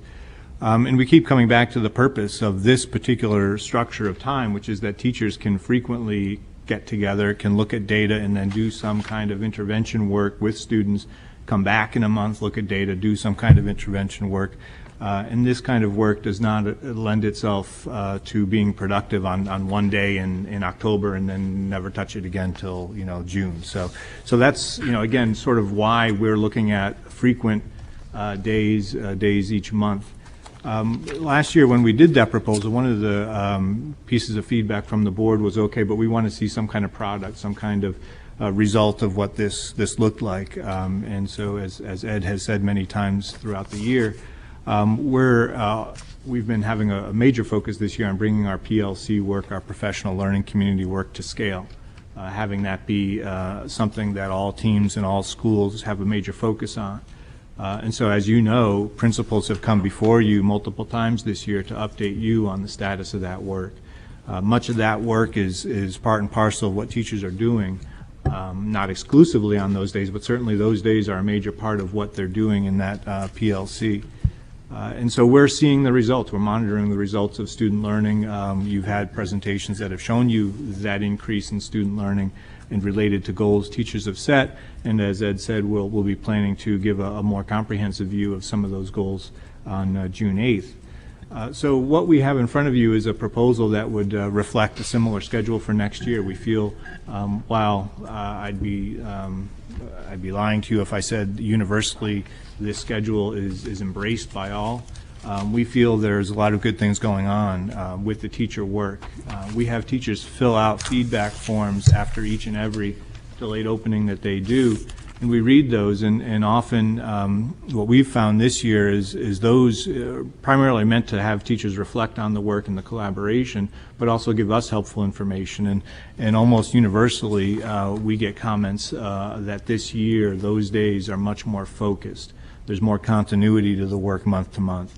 And again, that's not necessarily dependent on the fact that it's delayed opening versus early release, but I think it speaks to the focus that we've had and the principals have had with their teams and their buildings. So what we've done is we've put out a survey to parents in the community. We got about 400 responses to that. A little over 50% of them preferred the delayed opening. What we asked them was simply, do you prefer delayed opening or early release? Because one of the things we want to be sensitive to is what's the scheduling issues parents feel and parents have. And so a little over half said delayed opening, and then about 42% said early release, and 7% suggested a combination of both. Those who spoke to the need for or the interest in delayed opening really spoke mostly to the fact that their students, and this probably is more appropriate at the secondary level, middle and high school, but a benefit to students being able to get more rest in the morning. Also the fact that students, one of the issues that sometimes is brought up around early release is, okay, if we're sending students off, what about supervision and things like that after the fact. Also, on a positive note, parents in the delayed opening reflected positively on our efforts to provide some kind of child care if necessary for parents who might struggle with that in the delayed opening portion. those who favored early release made comments such as the time on an early release provides a large chunk of time with their children, and many of them commented that they enjoyed taking that afternoon with their children and spending more time with them rather than just a delayed opening, small period of time and go to school. Also, and this maybe is more related to elementary, but just that focus on early morning time is actually an optimal time for students in terms of learning. So again, there's no universal, this isn't a complete one-side conversation. There's benefits, I think you could argue, to either schedule. One of the things that we've, as we've studied this, that we've learned that really is an influence in our proposal to you this evening is our food service program, which is able to offer lunches on delayed openings, but although they make bag lunches available on early releases or have in the past, they're not generally taken by students. And so what we didn't realize was the increase in revenue to the food service program is in the order of $18,000 for the year just by serving those 9 extra lunches. So that's a considerable factor for the food service program for sure. When we asked staff for some feedback, and we did that in our last delayed opening, I would characterize it as very much in favor of early release days, not delayed openings. Staff generally felt that the delayed openings proved stressful in terms of students coming into the building and that transition in the morning. We asked them for some suggestions to make that smoother, and some of them that we got were very good. For example, in some schools, students who might arrive a little extra early on those days are roaming freely, in some cases in the building, and teachers feel distracted by those students obviously coming in and out of their classrooms. So I mean, there are things we can do to manage that issue and provide teachers more dedicated time to do the collaboration. But also in favor of early release, teachers felt that it provided them, again, that open-ended period of time at the end of the day where they would start at lunch and then just be able to carry through for as long as they felt they needed to. So in fair characterization of their favor would be for early release. Again, our proposal focuses back on the delayed opening, primarily for the reasons around, first of all, we feel that it's been successful in terms of the quality of work teachers have done this year. We feel it's been a great benefit to the food service program, and we feel that that we can do a number of things to help relieve teachers of some of the pressures that they might feel in being as a delayed opening period of time. One of the exciting things in conversation that we've had, and each year I feel like we try to add a little more to the thinking around how we use these time and how this time can also be productive for students. We've been approached by some community members and some business partners who are interested in being a part of some kind of actually Kent mentioned service learning, some kind of focused sponsorship or partnership with students. And so what we've done, I've had some conversations with Jeff Collins and are intending to approach some of our student organizations and see if there might be a business or community sponsor available to do a focused project with students that might include their use of time on these kinds of delayed opening days. So this would be an opportunity for students to do something on those days, and then to have that be some kind of connected project over time, and perhaps even including some kind of independent study portion of that to actually end up with some kind of elective credit into their high school experience. We feel that there are a number of partners out there that would be interested in doing that. We feel it's a great way to connect with the community, and we feel that there could be some really powerful focused projects, one of which that has come up recently is with the Chamber of Commerce, who's looking at a focused project with the city around the carbon footprint. And although I haven't had conversations with the Eco Club in particular, I mean, this is again one of those connections that could be easily made to help involve students who may be able to extend their learning. We often talk about those extended learning opportunities. We see these chunks of time as an opportunity for students as well. We'd like to explore how we might take better advantage of that.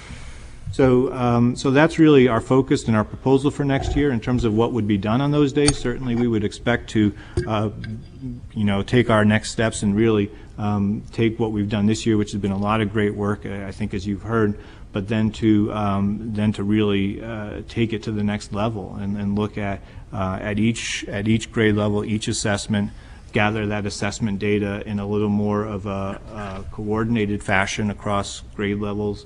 We're going to end this year with a lot more data than we began it in terms of what teams have to look at, so we feel like they're going to be in a better place to sustain this work over time. And over again, it's the teacher collaboration time that comes up as the major factor in being able to sustain this work. I'd also make a special note, as you probably know, the high school will be beginning in earnest its NEASC accreditation process. Much of that work in the new standards that are out there for high schools actually involves very much the same tenets of the PLC work that we're doing, so we see that as a nice connection and probably a use of some of that time to certainly extend the PLC work at the high school, but also to take care of what is going to be a large volume of work that they'll have to do for the NEASC reaccreditation process. So that's a quick overview of our proposal, and we would propose that schedule for next year. Great. Les, no, make the motion then. Go ahead. You had a comment. Yes. Go ahead. Should we make the motion first? Yeah, let's have the motion put on the table first, and then we can have a discussion about it. I move that we approve the delayed opening dates for the calendar year 2010, 2011. So moved. Second. Okay, Rebecca and then Ken. So, in listening to this, you said that, the teachers have really done wonderful work this year, and I just find it interesting that even that the teachers' feedback is not being taken into account. That they found that the early release, they were more productive, it was open-ended, they could stay late. So I just think that, wouldn't they be able to do even more and better work? And then you talked about the whole combination. I know that the kindergartners, by the time afternoon comes, they're, forget it, they're gone. And that we all know that high school students do better sleeping in late. Can we run the elementary school on getting them in the mornings when they're fresh and learning? And can we run the high school on a later schedule? I mean, the bus has to run to the high school separately from the elementary school. I don't think it really matters what time. I could be wrong. So I find it really interesting that, here we are doing all this wonderful work, but then we're constraining them back to in the morning time when it was distracting with the kids, wandering the halls. They were constrained for time. So I'm not comfortable. We should listen to them if they prefer the afternoon. I think that's where we should be really looking. And I understand the whole setting them out upon the world early and all that entails. So maybe having the high school students in until 2 o'clock instead of letting them out. As far as food service, if we did early release a half an hour later so that more students did take part of that, because I find it very interesting, the whole financial aspect, which I don't think any of us had considered when we first looked at this last year. Maybe we need to look into that.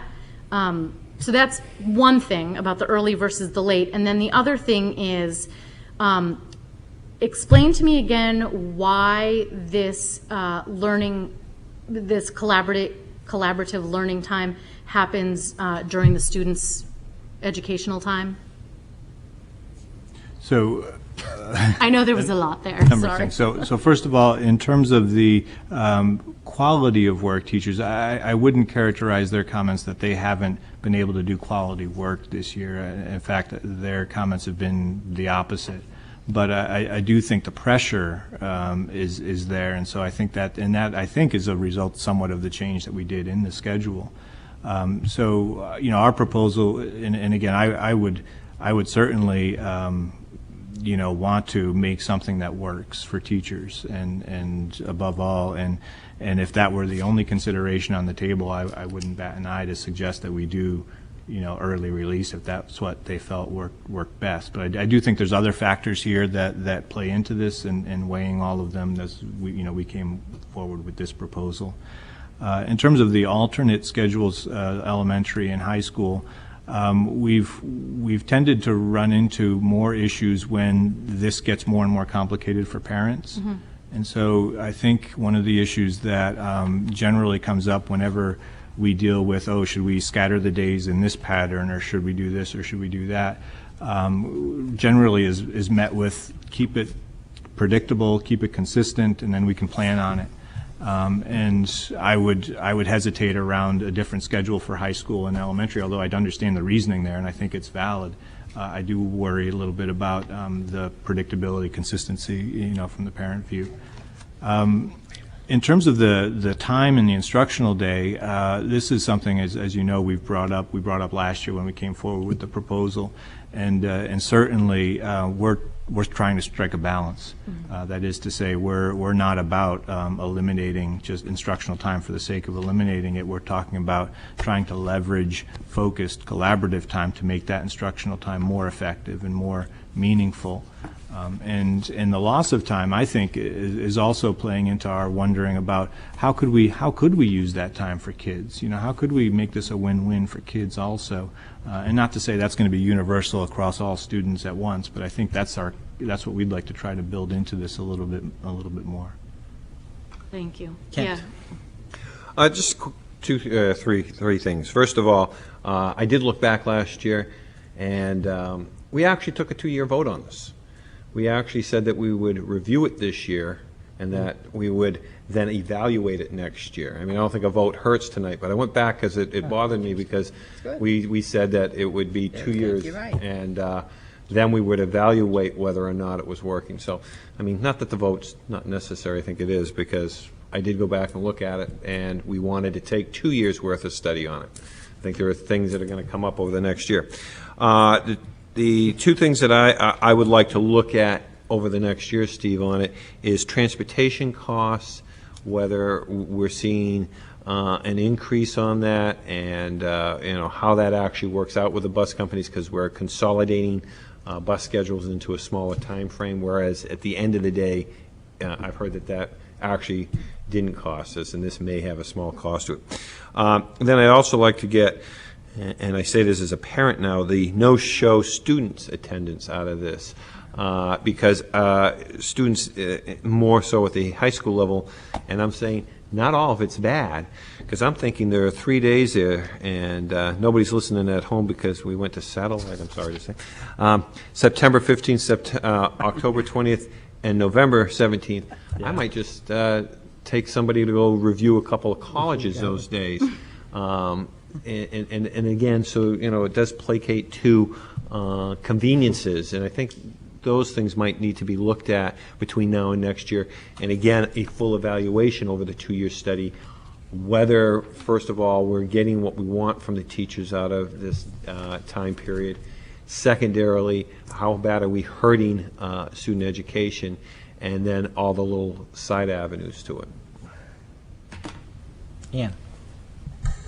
I guess I had 2 questions for Steve. Can you remind us again the time frame? Is it a 2-hour delay, not a 3-hour delay? Correct. So that's 18 hours of instructional time.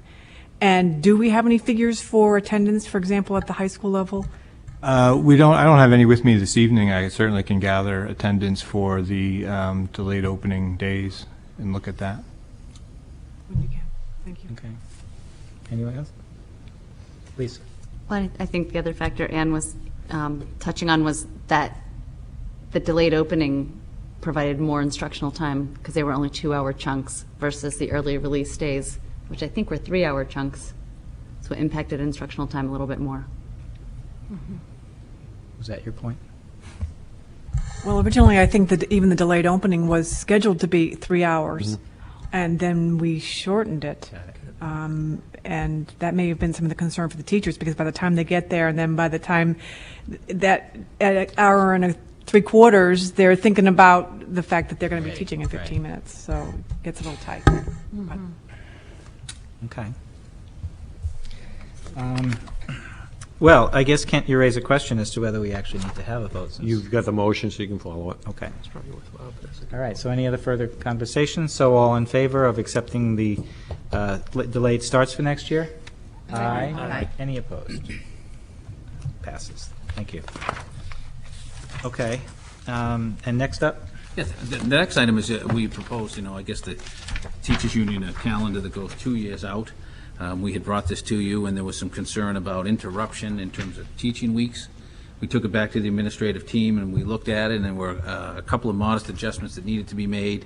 Most notably, we moved the workshop day, K-5, to November so that it fit with Veterans Day, and thereby more consecutive weeks of learning going on in terms of that. And then we did realize there was an adjustment in terms of when Patriots Day took place, so that you'll see a change in that calendar. It's actually the week it is an April vacation will occur in April. That's the good news. Patriots Day is the 16th, and then the 2 teacher workshop days, which are in next year's proposed calendar, needed to be adjusted as well, and so they are the first 2 days, August 29th and 30th. So we're just bringing it back again for your consideration. And then we'll have the delayed opening, late start, early release discussion later. Right. Want to make that motion? I move that we accept the calendar, the proposed calendar for 2011, 2012. Second. Any discussion? Seeing none? All in favor? Aye. Any opposed? Very good. Just a note, this is the Yes. first time we've started in September in over 10 years.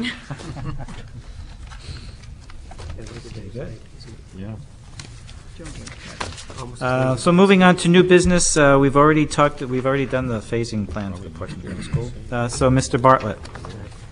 Thank you, Mr. Chair. The school district has been a member of the Primex Property and Liability Pool for a number of years, and we have historically renewed in multiple year renewals to take advantage of a 5% discount on the rate, and the rate is based, of course, on our loss ratios, et cetera. But whatever that comes out in terms of the pool of municipalities and schools that we're in, we've been getting a 5% discount from that rate. And there is an opportunity at this stage to commit for a longer period for renewals and pick up an extra 2.5%. And so in order to formally accept that, they require a resolution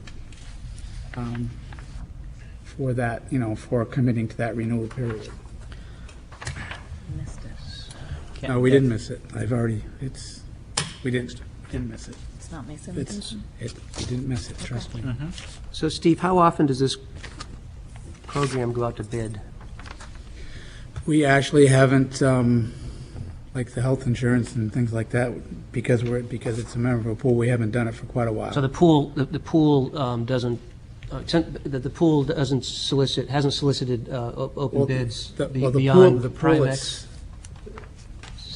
We are a member of the Primex pool. Oh, that's what so.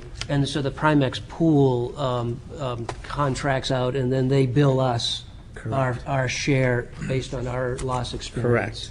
And so as a member, we don't evaluate who the insurer is. The Primex makes that decision? I'm just trying to understand Right. this. There's a Primex board, which is made up of members. Yeah. And the Primex board goes out for the reinsurance and the coverage. Yep. It's a very public and open process for the members.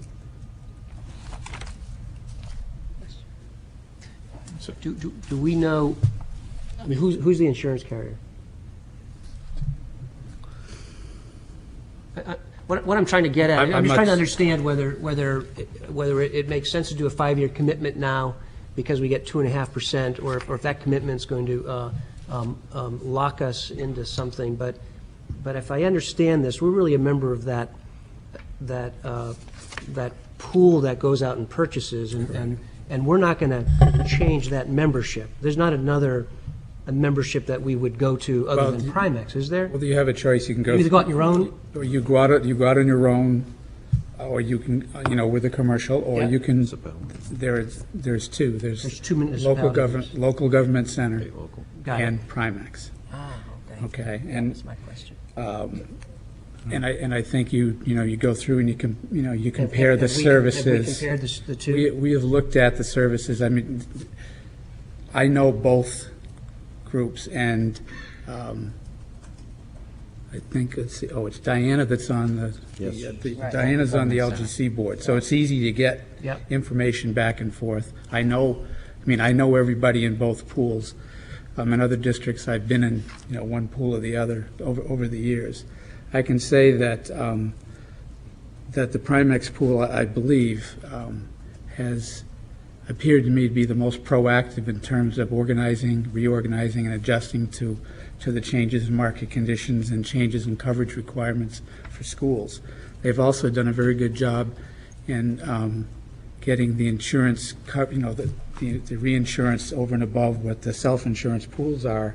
For example, the average in 06, 07, 09, we were at $153,000, and in the average in 9 and 10 dropped down to $100,800, and this coming renewal is at $84,006. So if we were to get an extra 2.5% on that, that would, it's granted, it's not a lot of money, but as everybody tells me, don't leave any stones unturned. So that's one thing. And then the other issue is they do offer, in terms of which we've been working on, going to meet a prime certification, which would add an additional 2.5%. So 5. You answered my question. Thank you. I didn't understand it. I have a better understanding now. Thanks. And so I think in the long run, when you compare in my opinion, when you compare the two, this is the better pool. Good. Thank you. Yeah, Dexter got a lot of the questions I was thinking of, but do we have other districts that feel the same way that you do, that this buying group is the best option, or is there? They have a very stable membership. Okay. Right now, they had a conference week before last, and that those types of statistics were discussed. And they do have a very stable membership. We've also been a member of their workers' comp pool as well for much longer than we have property and liability. Yes. Okay. The city is also a member of that pool. Yeah, just curious what the health of that organization is, and if there's a lot of moving around that would indicate that people are looking elsewhere. No, their membership is very stable. That's one of the questions I check quite often, actually. Okay, so do we have a motion to accept that? So moved. Second. Any further discussion? All in favor? Aye. Any opposed? Thank you. Kent? Yes. Just an item before we hit adjourn is that the rec board met 2 weeks ago, and that's why I was not at the last board meeting, and it was the complete rec facilities and field facilities report that we got. And the rec board is going to first meet with the city council sometime in the next 60 days. And in this same time period, after it meets with the city council and presents the findings, it is asking and requesting a work session for about an hour, hour and a half. So the school board and the school system could meet with that. I think it has a lot of different impacts from buildings and field uses. There is no decision-making on this. It is just, again, a study of possibilities and usabilities. So sometime between now and probably, I'm going to say, the end of July, they're going to request, and I'll come back and have a formal request. I just wanted to make sure we get it on because we don't want to be part of the delay. I think it's just, again, a motion to keep moving it going. It's looking at a 10-year phasing process. More phasing. Okay. So before we adjourn, just a reminder, so our next board meeting is on Tuesday, June 8th. And after we adjourn, just to let the public know that the school board's going to be having a non-meeting to talk about strategy and recommendations for collective bargaining in conference room A. So, motion to adjourn? So moved. Second. All in favor? Aye. Aye. Thank you.